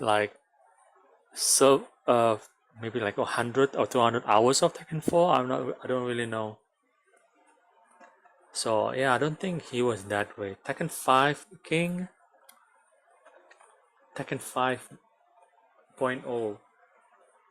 Well, in that game, Steve Fox or Nina or even Brian, they were really strong. So yeah, King will would have been, yeah, it would have been, for a King player, it would have been quite a struggle. In Tekken 5 DR, maybe not so bad because the game was a lot more balanced. In Tekken 6, the first one, I'm not sure. Maybe in the next one probably, it felt better to use King in Tekken 6 after the game was released on consoles. Tekken Tag 2, I think he was pretty good overall, because even if some, but I don't think, yeah, I think he combo wise he did quite a lot of damage. Speaking of his combos, right? When we speak about his combos or like the damage, right? Tekken 7, I think he should be pretty strong, especially when people like Margin, right? Middle Margin use Lip King. Maybe not the best, or even some people. I think it's pretty fair to say that he's probably like mid or upper mid tier character in Tekken 7 throughout the lifespan of the game. But in Tekken 8, yeah, so far he looks pretty great, I think. Because it looks like he's well suited to the gameplay mechanics in this game, in Tekken 8, I think. And I think, yeah, that's not a luxury, but it's just good. It's just nice to have a character that's well suited to a, when the game is designed this way and your character is when your character's playstyle can suit to that, can match with the design, and it feels pretty great, I think. Let's see. Do we have much time? No, we still have time. It's just that we still have. I don't think we. まあ基本的に many. はそうですね、 a lot of left 対策は in this presentation, す right? る必要あるんですけども、まあ、強くなっただけではなくちゃんとその弱点といったようなところと、まあ、その弱体化につながるようなところも I hope they bring Armor King and Marduk back. They're gonna be involved with the hit system. I see. I'm not sure about Armor King, but yeah, maybe he will be pretty awesome to play in Tekken 8. But Marduk, yeah, Marduk can be pretty scary, because when they brought him back in Tekken 7, yeah, you could see that game. It just felt like he was well suited, I think, to the gameplay mechanics. Maybe not the best character, but strong, definitely a strong and a scary one to face. Because I've played several Marduk players, and yeah, and Armor King was quite, yeah, it was pretty tough to fight a good Armor King player back in Tekken 7. Marduk, it was, even the people that that didn't spend much time learning the character, like Marduk, I mean, yeah, even those players were pretty tough to beat, in my opinion. もちろんありますんで、その辺は安心してください。そうですね。 So, Harada was just worried that the comments, are filled with a lot of people who are like, oh man, Eddie's insane. I can't wait to play him. But at the same time, people who are, have a different main character and think, I have to learn how to fight against this character. But, it's like any other character. Obviously, he looks strong when we first show him off because we want people to be excited about new characters. But he has his weaknesses and openings as well. You just have to find them, just like the other characters. はい。チャット欄にキャラ名を何回も送ってもそのキャラ実装されないんで意味ないんでやめた方がいいと思います。Yeah, so I know you enjoy asking for other characters in the chat, but that's not how we do it. So. あんまやると蹴っちゃいますよ。 And Yasuda's gonna throw down the ban hammer if you keep doing that. So. はい。ということで、はいはい。エディの実機プレイをそうですね。しました今日これ PS5 の開発機でプレイをしたんですが、まあ当然 Steam の方でもはい開発はやってまして、 X もね。ではいちょっとまたスライドに戻っちゃって申し訳ないんですが、はい。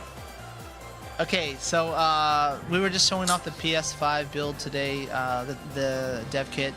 Obviously, it's also gonna look the same on Steam and in the Xbox version as well.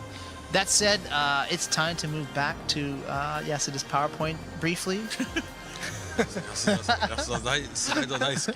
はい、じゃあ戻りましょ Yasuda eSports じゃない、Yasuda PowerPoint う。そうですね。あそうですね一つスライドに戻ってお伝えしたかったのが Jamie main stack. Jamie yang mana nih? Maaf saya soalnya jarang main macam-macam game soalnya.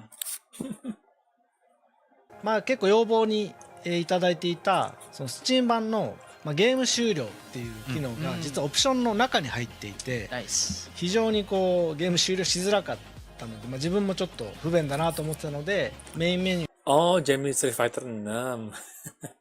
I see. Tapi nggak sampai segitu banyak ya kan? Harus naik sampai tingkat 4 kalau nggak salah maksimal kan kalau Jamie kan? にアイコンとして追加して Ya kayak power up tapi nggak sampai segitu jauhnya juga. Soalnya Jamie power up juga cuma sampai cuma bertahan 1 ronde doang nggak salah ya. Ya Eddy juga sama. Power up naik 2 tingkat tapi ya udah gitu. Ganti ronde ya dari nol lagi. Jadi 3 tingkat. Ya mungkin 3 karena dihitung dari yang pertama kali ya. Pertama terus tingkat 1 terus tingkat 2. Jadi 3 bener. Kalau ngeliatnya kayak gitu ya. してすぐにゲームが終了できるように、エディ配信のタイミングにはこの機能を実装して皆さんにアップデートしようと思ってます。 Oh, and just before we forget, one quality of life improvement Nakatsu made to the Steam version in particular. Before you had to go to the options to then choose exit game to end the game when you want to, but he added a separate icon here you can see on the far right to exit the game more easily. はい。で、最後にちょっとすみません、また宣伝に戻っちゃうんですけども、今お見せしたエディ、まだ、いつ配信するかとか、決まってない状態ではあるんですが、プレイアブルキャラクターイヤンパスですね、はい、デラックスエディションとかアルティメディションとかに、ついてくるこのパスを持っている方に関しては72時間の、アーリーアクセスができるようになります。And so to going back to the PowerPoint briefly, we just wanted to make it clear, we've said this before, but to those of you who have the deluxe or ultimate editions that contain the character pass, you'll have access 72 hours ahead of time to the character. So although Eddy, we know you're looking forward to it, we don't have a release date announced yet, but we'll let you know at a later time. But when he does come out, those of you who have this pass will get him 72 hours earlier. はい。で、もうデラックスとかアルティメットじゃなくてスタンダード、通常版買っちゃったよっていう方向けのお知らせになります。So for those of you who at Ya, saya main diam saya nggak makan. Saya haven't talked much because I'm eating right now. Just a little bit of snack, midnight fruit snack. Makan buah doang. launched, just wanted to play quickly and picked up the standard edition. There are a few options for you if you want the character pass. はい、デラックスエディションのアップグレードパック。 Ya ini maksudnya. Saya juga pengen sebutin ya. Mudah-mudahan untuk orang yang pengen beli kostum ada pilihan seperti ini gitu. Menurut saya penting banget buat ada pilihan kayak gini. Jadi oke lah kalau mungkin di awal-awal nggak ada. Mudah-mudahan nantinya itu udah ada banyak kostum gitu. Kelihatan tuh kayak mau beli paket nih misalnya semua karakter segini atau mungkin paket untuk entahlah Mishima dan Kazama gitu misalnya. Harganya sekian aja loh, lebih murah loh. Nah, harapan saya kayak gitu gitu loh. Jadi orang pengen koleksi gitu, customization, mungkin item baju juga, baju legacy. Excuse me. Benar ada pilihan kayak gini gitu. Ya biar orang yang udah jadi orang yang belum beli itu bisa beli bundle gitu kan, sepaket mungkin lebih murah gitu, atau ya gitu lah. Sebenarnya kalau bundlean tadi suatu hari dikasih ada promonya gitu ya. So this is what I expect to see. I don't know whether they will do it though. Well, I expect them to have a bundle of legacy costumes, or maybe just for several characters. Let's say like a Mishima and Kazama costume pack, or whatever they want to call it, and have the prices at a reasonable. I say like, oh, when you usually spend, say, I don't know, $15 maybe. I say you spend say $25. You are saving $7 maybe US dollars. So yeah, and an option like that will be highly appreciated for me, in my opinion. So let's see whether they will do it or not.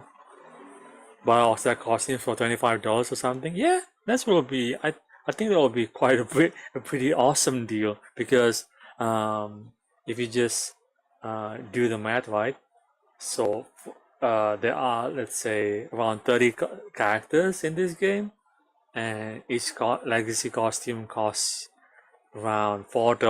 That can cost you $120 or $135 probably, for if we've already got all the characters, if all characters in this year are all out, even sorry, after all the DLC characters have been released, right?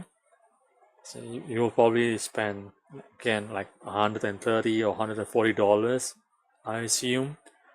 So if they have a bundle like that, like at a very cheap price, like $20 for all characters, that would be very awesome. Well, at least we can hope. Let's see what they will do in the future, because they will probably do something similar. I mean, they will probably do like a big bundle in the future. Let's say like Tekken 8 in the year 2027 maybe, like all the season pass characters from like season 1, season 2, plus a lot of old costumes that in total worth, I don't know, $200, and they will probably be sold at 40 maybe, or maybe $50. Yeah, that'll be a pretty good deal, I think. Some people will probably not like it, because some people that buy all those DLCs and all the game from day one, right? They of course they feel like, oh, you guys get these prices at such a low prices, these items at such a low prices. Well, those guys have to wait, like, I don't know, like wait 3 years after the game has been released. If they want to catch up, it will be a long way to catch up. というものを、今もうすでに、ストアの方で、配信しておりますので、もしアーリーアクセス Sometimes the ultimate edition of MK11 and Justice Creator are $10, which is over $200 retail. Or you mean if we consider like every items, everything included, right? Yeah. Yeah, people that buy the game very late, or late adapters, they get the games at such a low price, but they don't enjoy the game from day one. That's what they have to accept, I guess. That's what I usually do. Soul Calibur 6 or Dragon Ball Fighters, a lot of those games were sold, were on sale at like, I don't know, 85% discount or something. That's when I bought those games. So yeah, a lot of times I bought the games while they were on sale, or when the ultimate edition of the game has been out. Because I usually only buy some I only buy like games on day one for a few, maybe Street Fighter. Then that's all probably. I bought several of my friends those games for that price just so I could play with them, because they don't play fighting games like me and you. I see. Yeah, that's cool. Because I think I think also, yeah, I had a giveaway, but that's what I remember. I didn't give away the copy of Tekken 7, but yeah, I did a small giveaway. Giving away a few DLCs back in a few years ago, because I wanted people to, because I remember seeing the amount of people from that had like Kunimitsu or Lydia, right? I think when I wanted to buy the DLC, I could see the number of people that had already got the Lydia and Kunimitsu. So I thought to myself, well, I was fortunate to win a tournament and got a few dollars from a few dollars, like, I don't know, $5, maybe $10. So I thought to myself, well, how about I did a giveaway, and yeah, I gave away Koimitsu and Lydia to some people, some viewers. That's it. That was all. It was quite fun. Well, fighting games haven't really been a thing because there are mobile FPS on the market. Yeah, because yeah, in some countries, people, for me, I guess some countries, um, shooters or these mobile games are not, yeah, better. Some battle royale games are a lot bigger in some countries. In our country, is MOBA and not shooters. Definitely battle royale games, especially when they are free. There was Nairobi. We need more people like you. Thank you. The giveaway that you did, the times that you shared, you gave away games for to your friends. That was also great.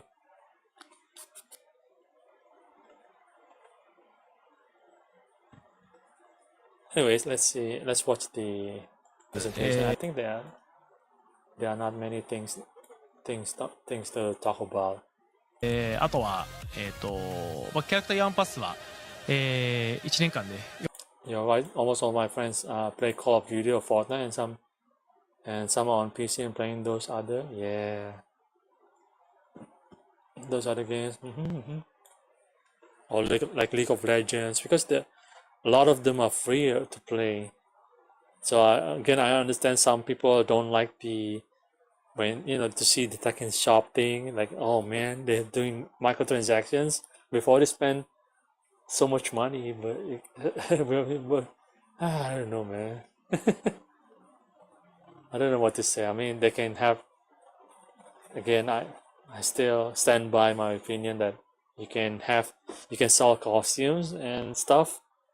I'm just gonna buy what I think it's important for me.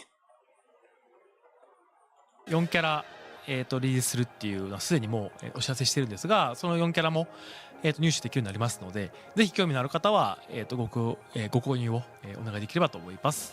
And so, if you only have the standard edition, you can still, after the fact, upgrade to everything in the deluxe edition with this deluxe pack. And as you mentioned, this does include the year one character pass, so not just Eddy, but the other 3 characters after him to follow. So 4 in that pass. はい、あとはアルティメットエディションに含まれるアルティメットエディションのみの限定コンテンツに関してもアルティメットパックというものをお買い求めいただければ入手可能になりますので、こちらもぜひ検討お願いいたします。And also, if you're just simply interested in the contents that are unique only to the Ultimate Edition, you can get that separately as well with this pass. はい。ということで、はい、ちょうど1時間半ですかね。はい。Well, I don't know about the stereotype there, but in here, people just play mashing button and they think that's enough. Casuals, I guess. Yep, you're right, casual players. And it has been quite challenging, in a way, to like make games like Tekken or Street Fighter more popular because a lot of people, especially Tekken in the series, people recognize this game recognize the series in this country. Where it's like the number one fighting game in our country, but like most of them, they only play the game very casually. So and they have some not mental type, like I don't know, predetermined thoughts. What's good? Like things that are stick to their minds, right? Like playing Tekken is easy because you only mash buttons, something like that. Because it's a universal thing. I mean, in a lot of countries, casual players are also behave like that, and yeah, and we have been, I think, quite fortunate because some of our content creators in our country here, they have been able just to demonstrate, to show people that Tekken is it's different. I mean, it can be played at a higher level. It can be enjoyed to at a different level to people just don't mash buttons. There are so many things to learn in this game. It's so fun to play. It's so fun to learn the game, and yeah, so people grow in. People learn that the game is a lot more interesting. It's just not something that they play for one day and then just leave them away in the collection.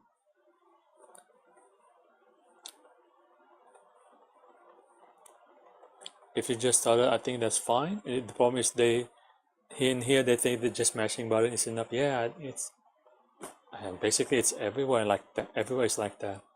Obviously, Tekken is easier than Street Fighter, but it's definitely not easy. I played not against people online where I couldn't hit them all at all in Tekken 7. I'm good. There are levels. Yep, I agree. And well, my favorite is of course Tekken, the Tekken series, right? And I enjoy some other games like Street Fighter and a few other games. So and I think that I'm happy to see that in Tekken is actually the most popular fighting game in here in my country. So, and where when you do like live streams like this, or when you stream like the game like this, or when you post your match videos, something, it's a lot easier, I think. And not a lot easier, it's just easier overall to make a content like for games like Tekken compared to games like, I don't know, Mortal Kombat, or not Mortal Kombat, maybe like King of Fighters, let's say, or Injustice, because I'm pretty sure some games like Injustice will be people will find the characters recognizable, like you can see Batman, Superman, but they don't know what Injustice is. Well, it's sad, but it's true. I think there's one time when our Tekken pros compete in Asian games, I guess. He lost in the tournament, and the netizen just said, "Why not using character like Panda or Kuma?" Or they said Kuma and Panda is cheating by character because they deal so much damage. Yeah, yeah, that's what happened because there were some we had like Tekken at like this Olympic type of events. Other people play other sports like the typical sports, right? And 100-meter dash, the athletics, or like you play volleyballs or things like they play on that they do at the Olympics, right? So at this like not continent level, at this like region thing, right? The people in Southeast Asia, like Thailand, Malaysia, Singapore, Indonesia, and a few other countries, right? They had Tekken 7 as one of the games played there. So they had esports, and people could win medals, like gold medals, for just playing Tekken. And so Book from Thailand, he won the gold medal.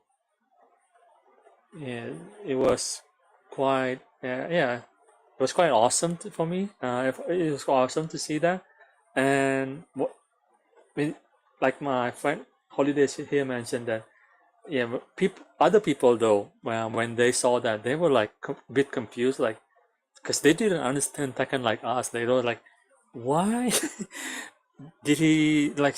Why did he stay quiet? Like, why didn't he mash buttons? Why didn't he pick like Eddy Gordo, or why didn't he pick like Kuma?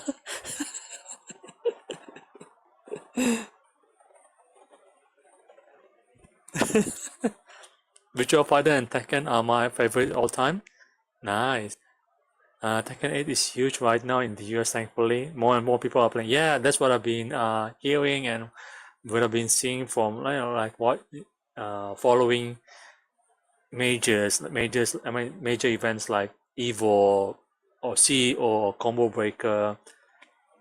Like the number of players have increased, have been increasing from year to year, right? Like probably in Tekken 6, in a lot of places it will have been like maybe the 4th most popular game, or maybe the 5th one with the most entry in those years. I'm guessing, but starting from Tekken 7, of course, the game, the series had been more and more popular, especially when Street Fighter 5 was doing quite poorly, and people like were looking at other games, and they found Tekken 7 and the Tekken series as their like favorite game, or at least the game that they could have fun with.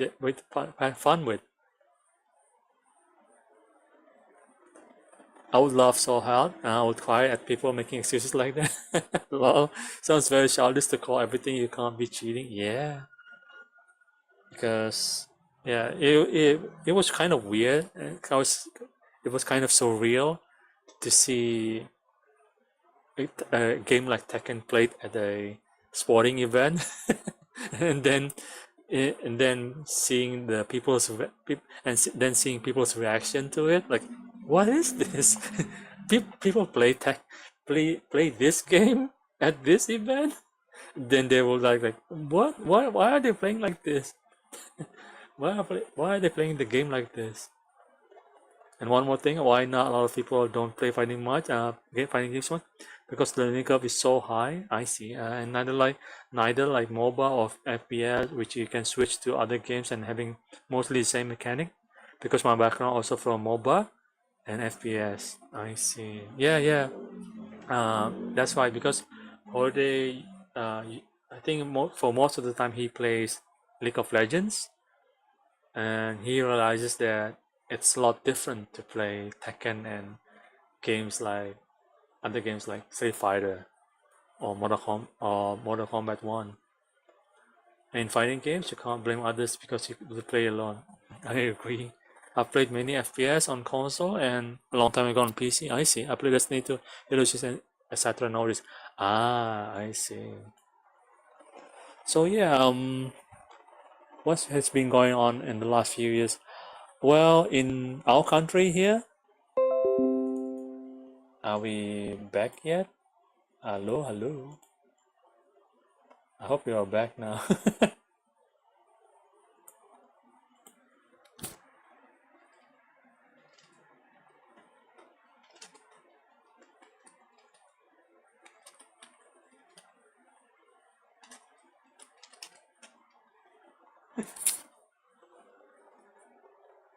I think we're all right. Okay. Thanks, Holiday. So let's see. That's what I like to about traditional fighting games. You cannot run or hide. Yeah, dislike Smash Bros because people can hit you once and run away and run the time out loud. I know there are great players though. Yep. And I mean, I don't like to play those games, but you can at least appreciate like their greatness. What else can I say? I just can't get into Smash, also because the player base is always raging and breaking controllers. Lol. Yeah, I don't know what's up with them. Why do they, why do they have such problem controlling their anger? I don't know. It takes skill to play at a high level, though. So respect to them. Yep. Okay. Thanks, Superman, and thanks, Holiday. Let's see. So yeah, where was I? I was talking about the game's popularity, the offline scene, like the amount of players that used to join our majors in my town. It was we were very happy to get like 50 to 60 players for like Tekken Tag 2 or Tekken 6, right? But in Tekken 7, it will be quite easy to at least get like 100 players registered, and it had happened so many times. Like, I mean, during like the around 5-year lifespan, because Tekken 7 was not out on consoles. We could only play the game at the arcades, right? So during those days, we continued playing Tekken Tag 2 for like a few years, right?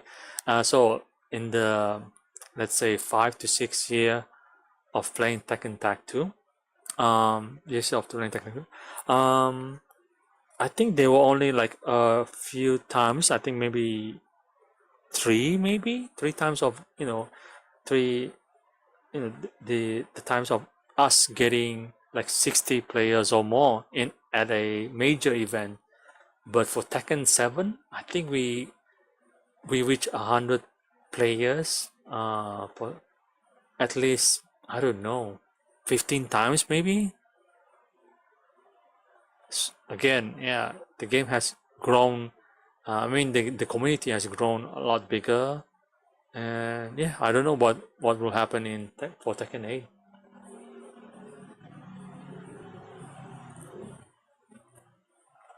I hope it's going to be great. I wish I could visit and play local with you guys. I would lose it. But it will be cool. Well, yeah.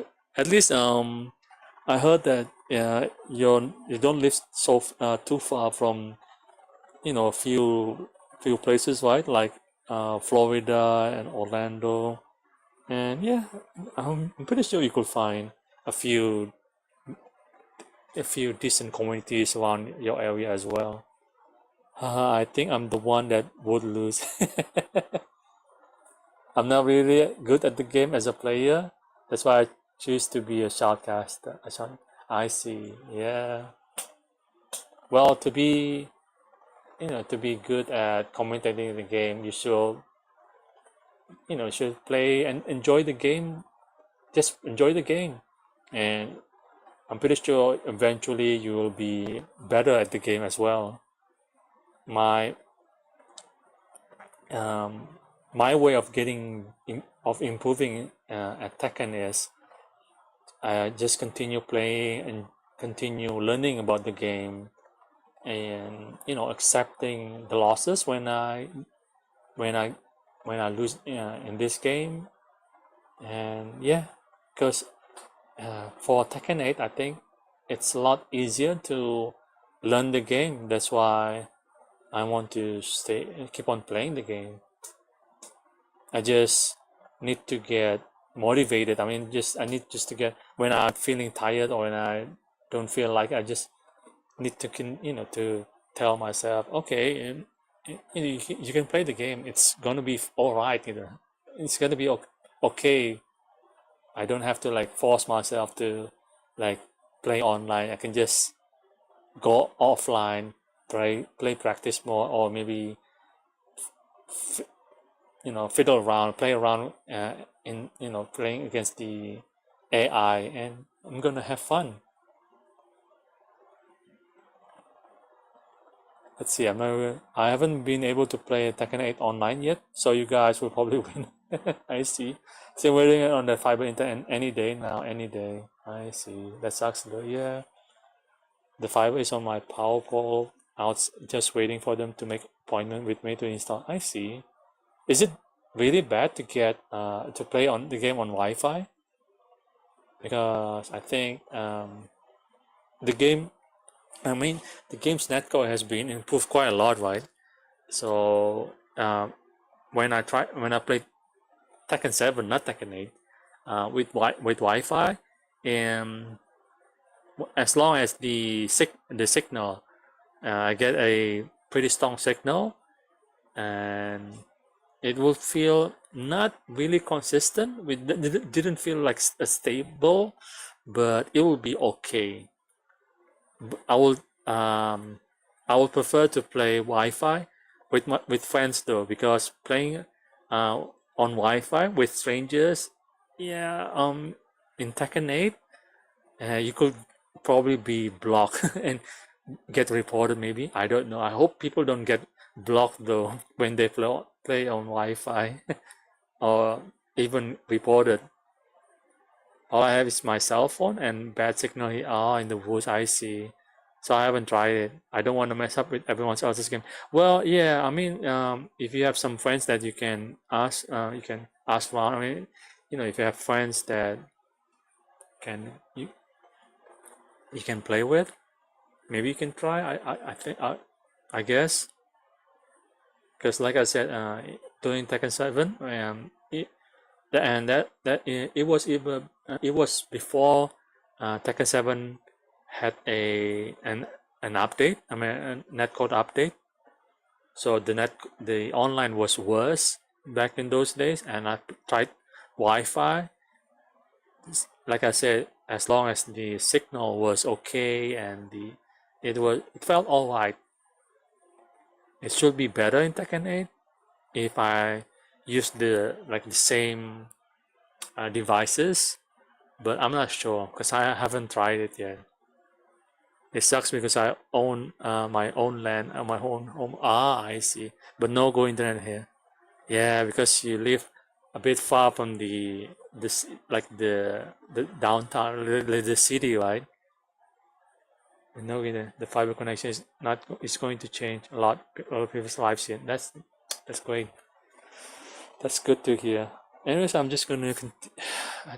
I hope there isn't much left to watch here, so that we can finish up this お stream. 届けしましたが、次回またこれ大量のスライドとともにやります。大量のスライドとともに次はスライドじゃないいやかもな。なんかいろいろパート分けてもいいかもね。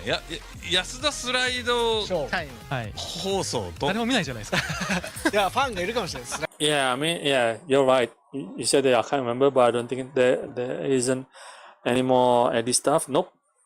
I'm sure there isn't anything left. Left about Eddie. They're just talking. They'll be just talking about the update, the next update, or the next session, like the next presentation for this type of presentation will be happening late during like in the late March, I guess. That's all the update for the Eddy stuff as the pick for us. Yep, I think there will be it, right? ライドファン So next announcement late March. Maybe Eddy will be available around that time. Maybe around early April. 1 month. Yeah, 1 month. Yeah, I think it was mentioned somewhere here, right? We will get an update in maybe 2 weeks time. Yeah, I think it was here, right? The third update. There was a different slide and with more details. Let's see. Was it around here?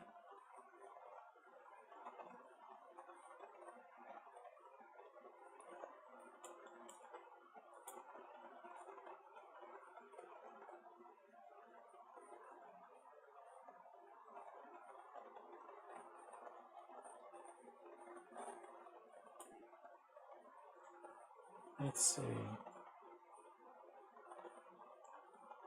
Still seeking. Oh, okay. There we go. Oh man, I thought I found it. I thought I did.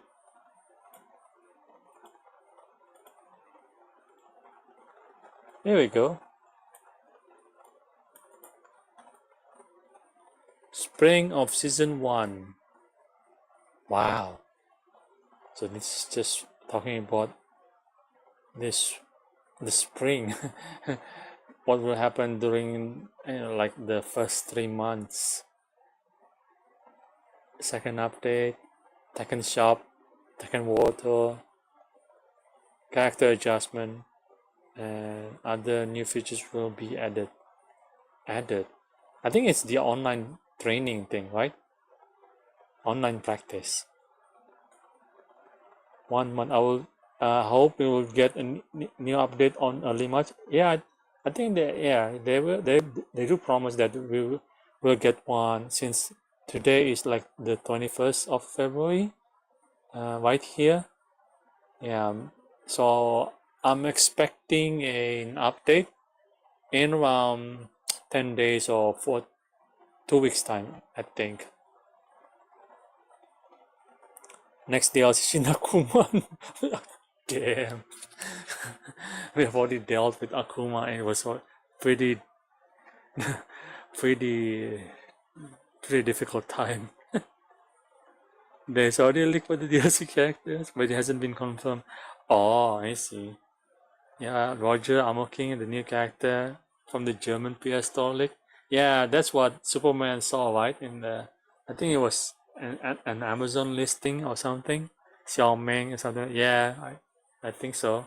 Yeah, you mentioned it, I think, in Twitter. On Twitter, like a few months ago, I think.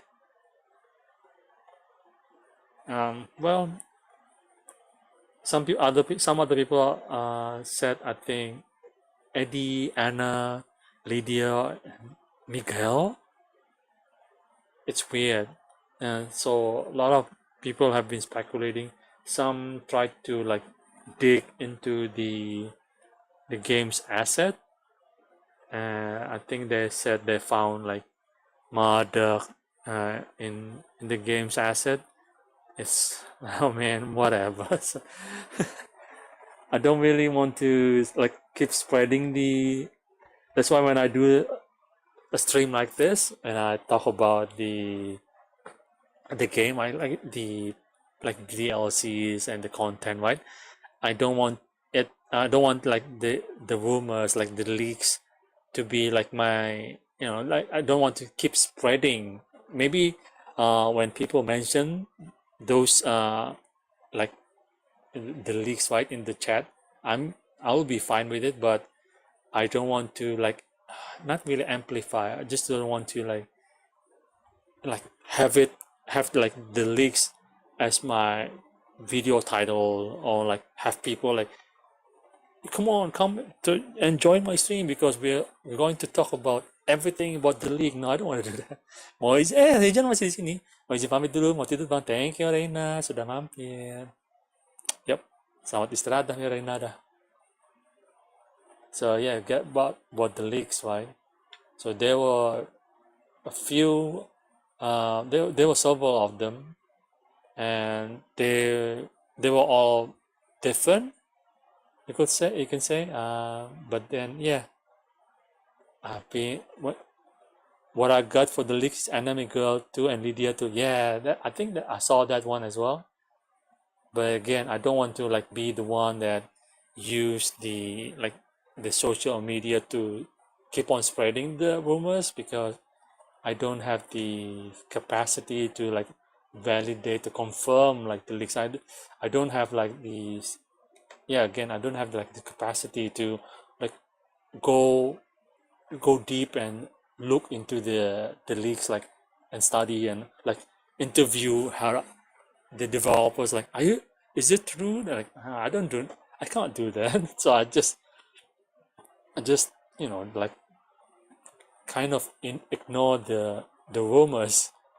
Eddy was a part of that leak, and the gold outfits with the pre-order, so it's already partly correct.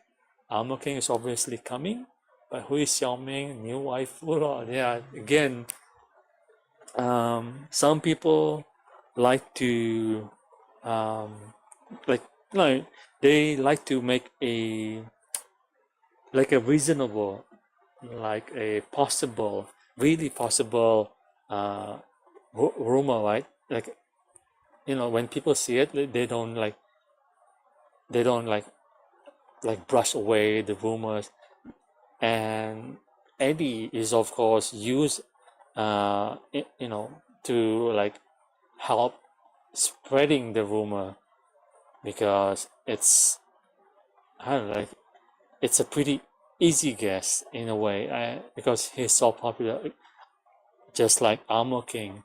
Because Armor King is so popular, that's why people like to use to include Armor King in their leaks, or like, yeah, we're gonna have Armor King, we're gonna have, because I've already like found the leaks in Amazon. I found the leaks.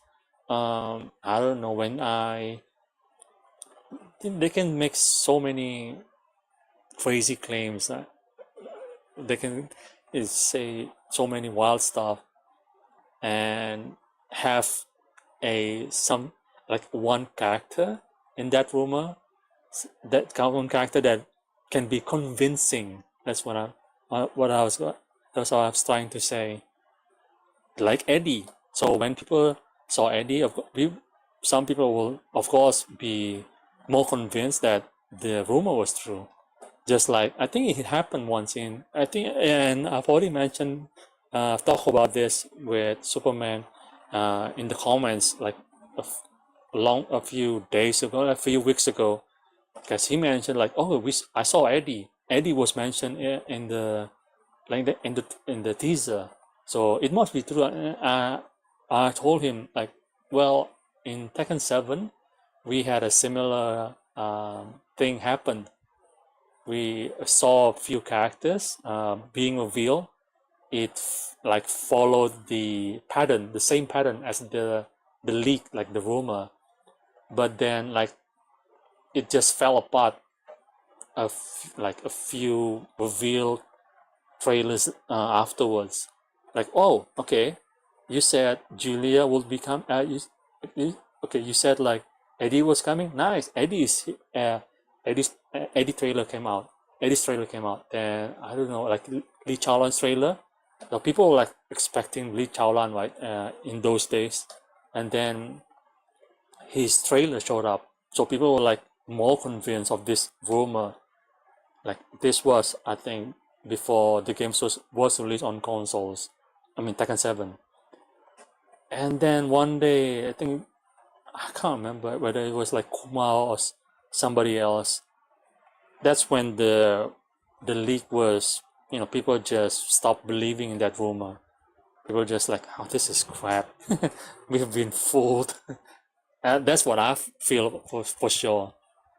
When I saw the rumor, I was quite convinced, but then, yeah, it, yeah, again, the rumor just, it was exposed in a way.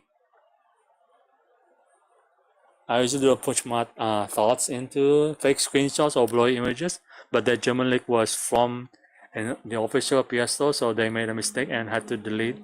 And was hard was went, okay. Some leaks can be, again, very convincing, very, yeah, you can, I don't know other word for it.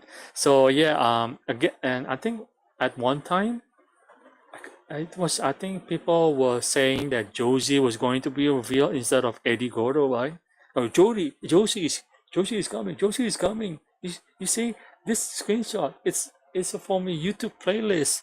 Josie is really coming. You gotta believe me, because and then I realized that YouTube playlists don't work like that. That's when I knew that it was a lie. Jadi dulu pernah tuh ada yang sebelum Eddy Gordo di-reveal kan ini. Lihat tuh.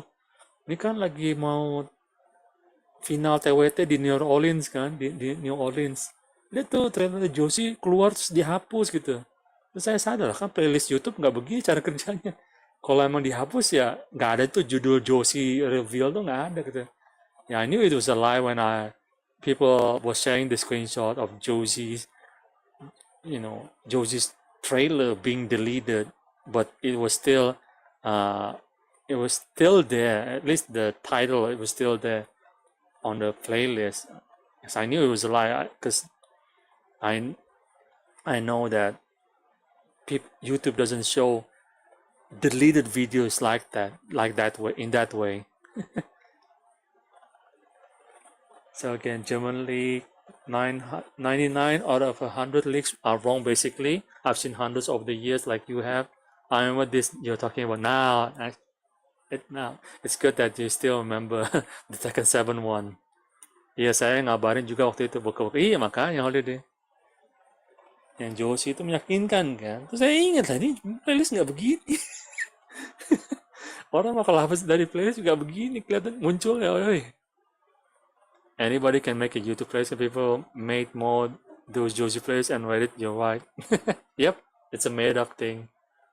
It's a lie. It was a lie. I don't know why people keep on doing that. People just want people just want attention, I guess. And yeah, some people maybe do it genuinely. I mean, they try to really look into the game and really try to figure it out. I think it was sometime after the game was, I think it was sometime after the first network test, or maybe after the second beta test. People like dug into the files, right? And they found like Lars and Alisa having a conversation or something like that. So people were like really convinced, like, oh, Alisa was gonna. That's the type of leaks that that you can kind of trust, but it can be also misleading, because it's quite possible to like create assets or like create audio files or even video files but never use it, because it happened in Tekken 3. If you're a long time fan, I'm pretty sure you know that if you look deep into the Tekken 3 files, I mean the games or the ROMs, you can find Jun Kazama, but it's not really Jun. It's just assets, broken files. So yes, some leaks are found through digging into the files, but they can be wrong as well. Like Jun Kazama in Tekken 3, for example. I remember all the way back to Shanglo. Oh man, that's April Fool's joke. In Separato, I only believe the German leak because I saw it for myself on the website before they took it down. Oh, I see. Yeah, that's quite interesting. I wonder if it's true though. Yeah. So Xiaomei unlocking Roger? That's weird. Roger. Why would they have Roger though? Kind of a wild pick from in my opinion. If they had Roger. It's funny because I think maybe around a year ago, right? They were doing they were capturing the behind the scene stuff, right?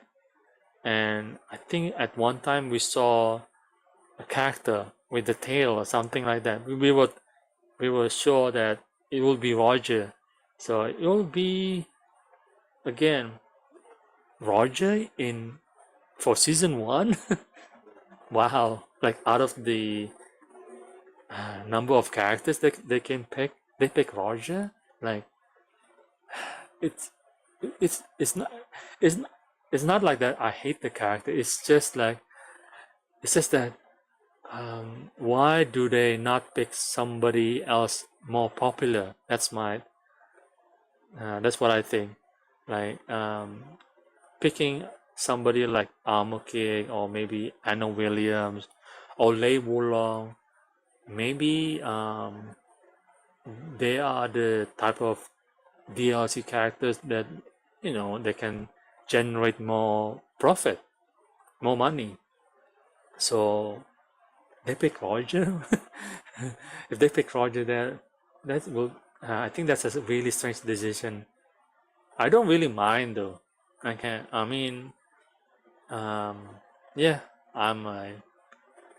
I play with other characters for fun.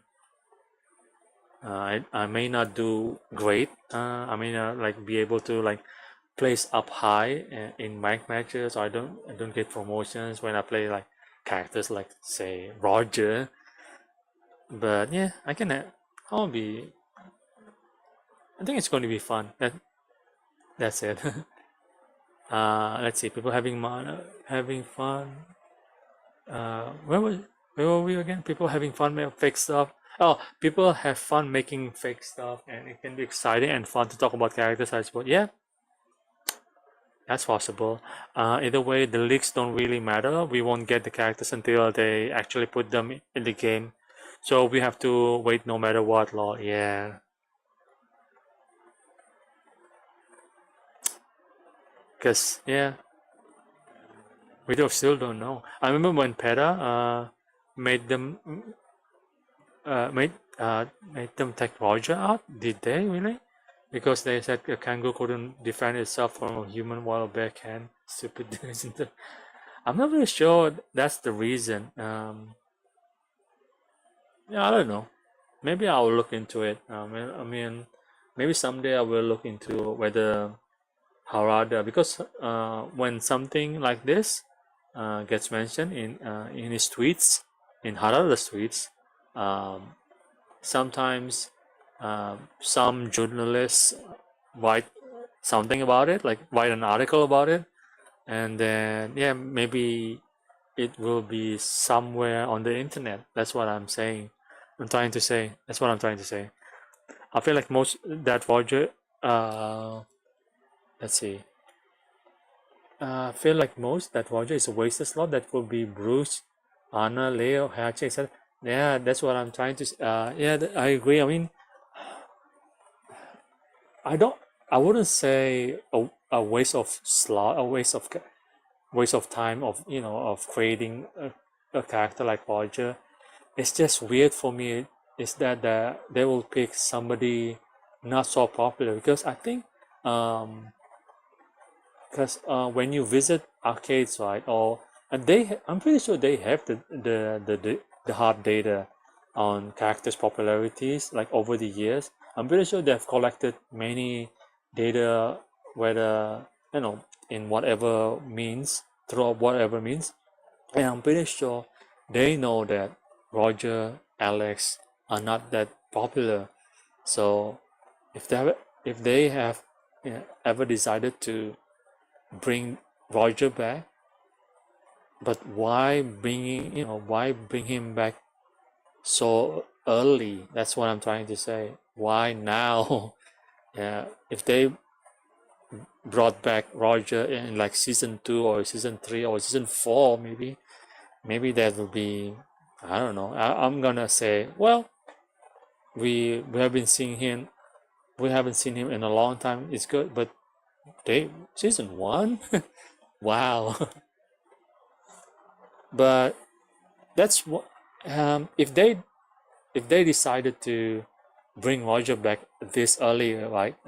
This year, that shows their attitude towards characters' popularity. That it's not so.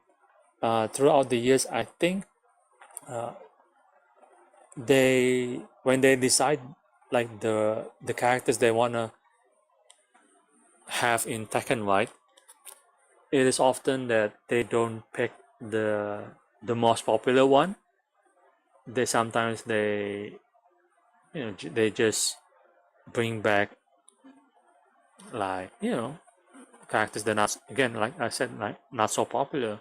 Come maybe like let's say Julia was quite popular season 3, Ganryu. So I think it would be quite easy to see another character, being brought earlier. The Zafina. Zafina was not popular. I can't really find a good example. Feng Wei, maybe Dragunov. So yeah, so maybe I shouldn't look into the DLC I shouldn't look into Tekken 7 DLC characters. I should look into the first edition of Tekken 7. I think not Alisa, not last. So Feng Wei and a few other characters that I don't think they are that popular, but they did, they they returned to Tekken 7 very early in the game, like in the game's lifespan.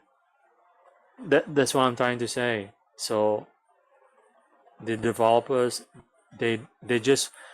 sometimes they just want to have a certain character with a certain playstyle to be included in the game, even as a DLC character.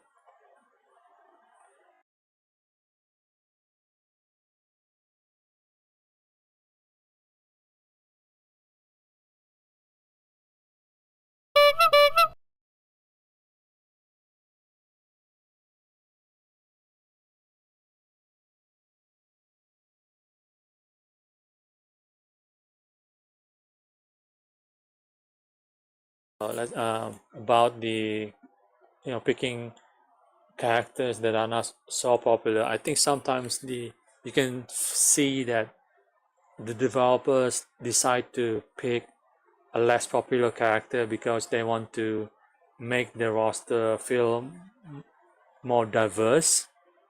Yeah. Let's see. I feel like most characters waste a lot.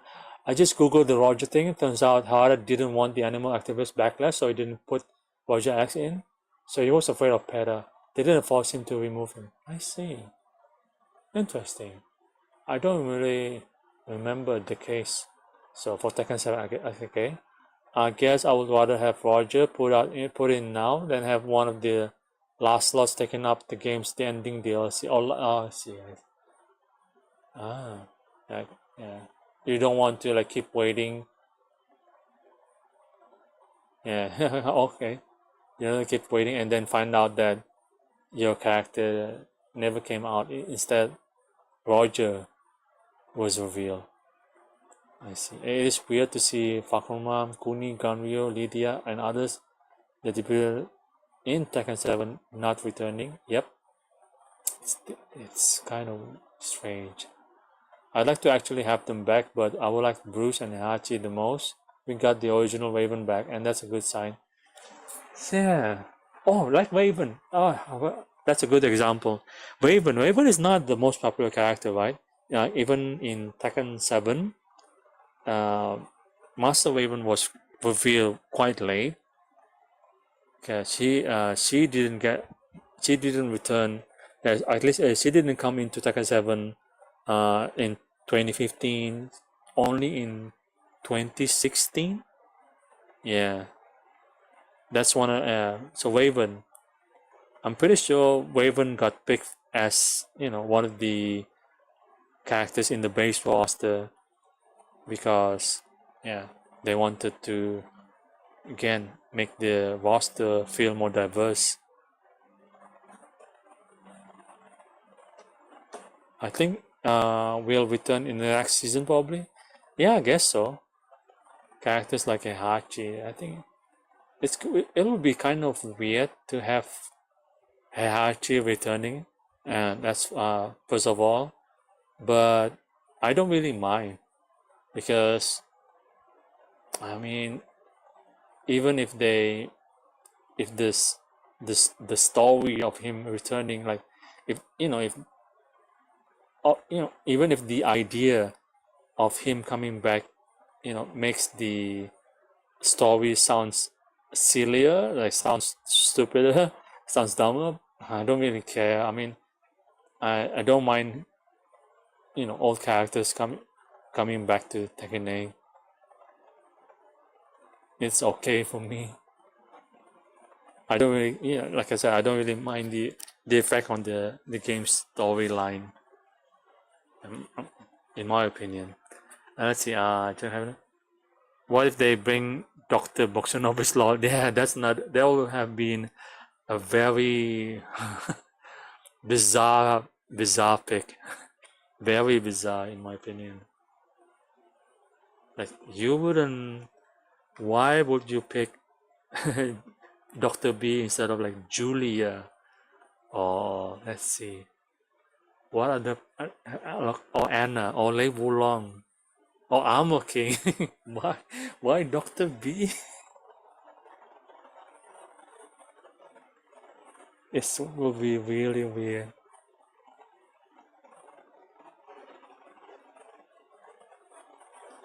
Imagine though if Tekken 8 came out with all the characters that had been released for Tekken 7, because they did that for Tekken 5, Tekken 6, right? There were like 30 something characters for Tekken 5 and Tekken 5 DR, and then all of them returned to Tekken 6. But I think it would have been too crazy, too crazy to have 51 characters in the base roster. It would have been very awesome. But yeah, I don't know how long we would have waited for Tekken 8 if they had to include 51 characters. Because again, again, they did that for Tekken 6 and Tekken Tag 2. Did they? Yeah, they did that for Tekken 6 and Tekken Tag 2. I wonder if there will be any guest characters this time. They are really wanting Tifa and Baki on Twitter, and Hara even has responded and acknowledged them. Yeah, I'm pretty sure there are a lot of requests to bring guest characters, but yeah, I'm not sure whether they will appear in the first season. I really doubt it.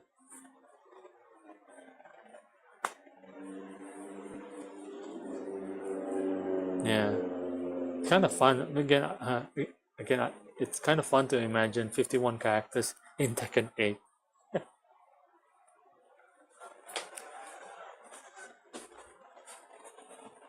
It would have been too good. Imagine having 51 characters and then, with the quality of, the game this good. It's pretty good over, I think. And yeah, 51 characters with this story mode and Tekken Ball on Fight Lounge practice mode this good. Yeah. Just too good to be true. Too good to be true, in my opinion. 51 karakter terlalu mustahil kayaknya. I just hope that they didn't make the guest characters way too overpowered. Yeah, I don't know what they will do though, like for Tifa. Because for Noctis, they had some wild ideas, but those ideas were not as crazy and didn't feel, the gameplay didn't feel as broken as the the ideas for like Akuma and Geese Howard, right? Too wild. So in the past they did make some guest characters, they felt pretty good, but not broken, like Negan and Noctis. I almost wish they would bring back Akuma and Geese. Okay, I think they will be easier to beat with this hit system. Okay, it's pretty interesting, like train of thoughts. I say the more characters the better. Hard to balance though. Yeah, it will be maybe like Tekken Tag 2. Like in Tekken Tag 2 days, I'm pretty sure it's pretty fun to play. For many people, my guess is people find it fun to play with so many characters, but for some people, it's really stressful. Because I think in the end, I don't really. Yeah, I had fun. I had lots of fun playing Tekken Tag 2, even though it's a very difficult game to master. Very difficult game to play to really do well, but I really enjoyed that game. So yeah, more characters, I don't really mind. But so far, they have had like 32 characters, and they will have Eddy and a few others, and I'm pretty sure it will be a good. Yeah, we'll have a great time throughout the first season. I'm pretty sure. Let's see. World. Other have brand new characters though. Oh, you mean compared to guest characters? I see. Yeah, because for guest characters, right? It sucks that they don't really, yeah, they don't really have the same opportunities. I should say, like the chances of them returning, like they're returning to the sequel. It's the chances are pretty slim. So yeah, I agree. Maybe we should just have more original Tekken characters, more new Tekken characters instead of guest characters. But yeah, guest characters do help, help sell the games sell better. I just hope they will release characters from Indonesia with silating. Well, we can hope. I don't know. Tekken Tag 2 is one of my favorite games ever. The soundtrack is so top tier, and I have great memories playing it. That's nice. I also really enjoyed playing that game. The Xbox 360 version let you use whatever music you wanted for each stage from your hard drive too. Nice. Oh well, I think that will be all from me tonight. It's really late. It's like almost 4 o'clock in the morning right here. So thank you again, Superman, Holiday, and should I mention a few other more? Like Reina, Mishima. Let's see.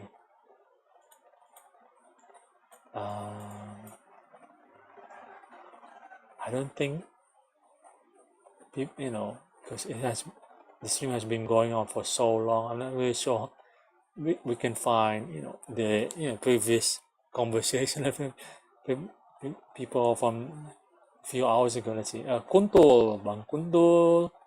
Let's see, ada Rulau, Igna Julius, Rulau. Did I forget anyone? Let's see, Holiday. Yep. Philip Lam. Philip Lam, not Philip Lam. I'm sorry. Let's see. Was Injan here? I think he was here. Night Wolfie was here. And that's it, I think. Yep. Thank you everyone for joining on my stream. I hope everyone has a great day. Have a great day. Good night, everyone. Nice talking to you today. Great, Eddy made it. I'm glad Eddy made it. This is a great Tekken. Yep. This time. Yep. Much better than Tekken was at launch. Take care. Yep. Take care. Oh, they're playing together with other old players. I see. Thank you, Pat. Thank you, Holiday. Thank you, Superman. Hope to see you again very soon. Hope everyone stays well and have a good, and what should I say again? Spend your time with your loved ones because time is so valuable. I'm so used to saying it in my language. I don't really, so I don't really know how to say it in English. Anyways, thank you everyone. See you again later. Bye bye.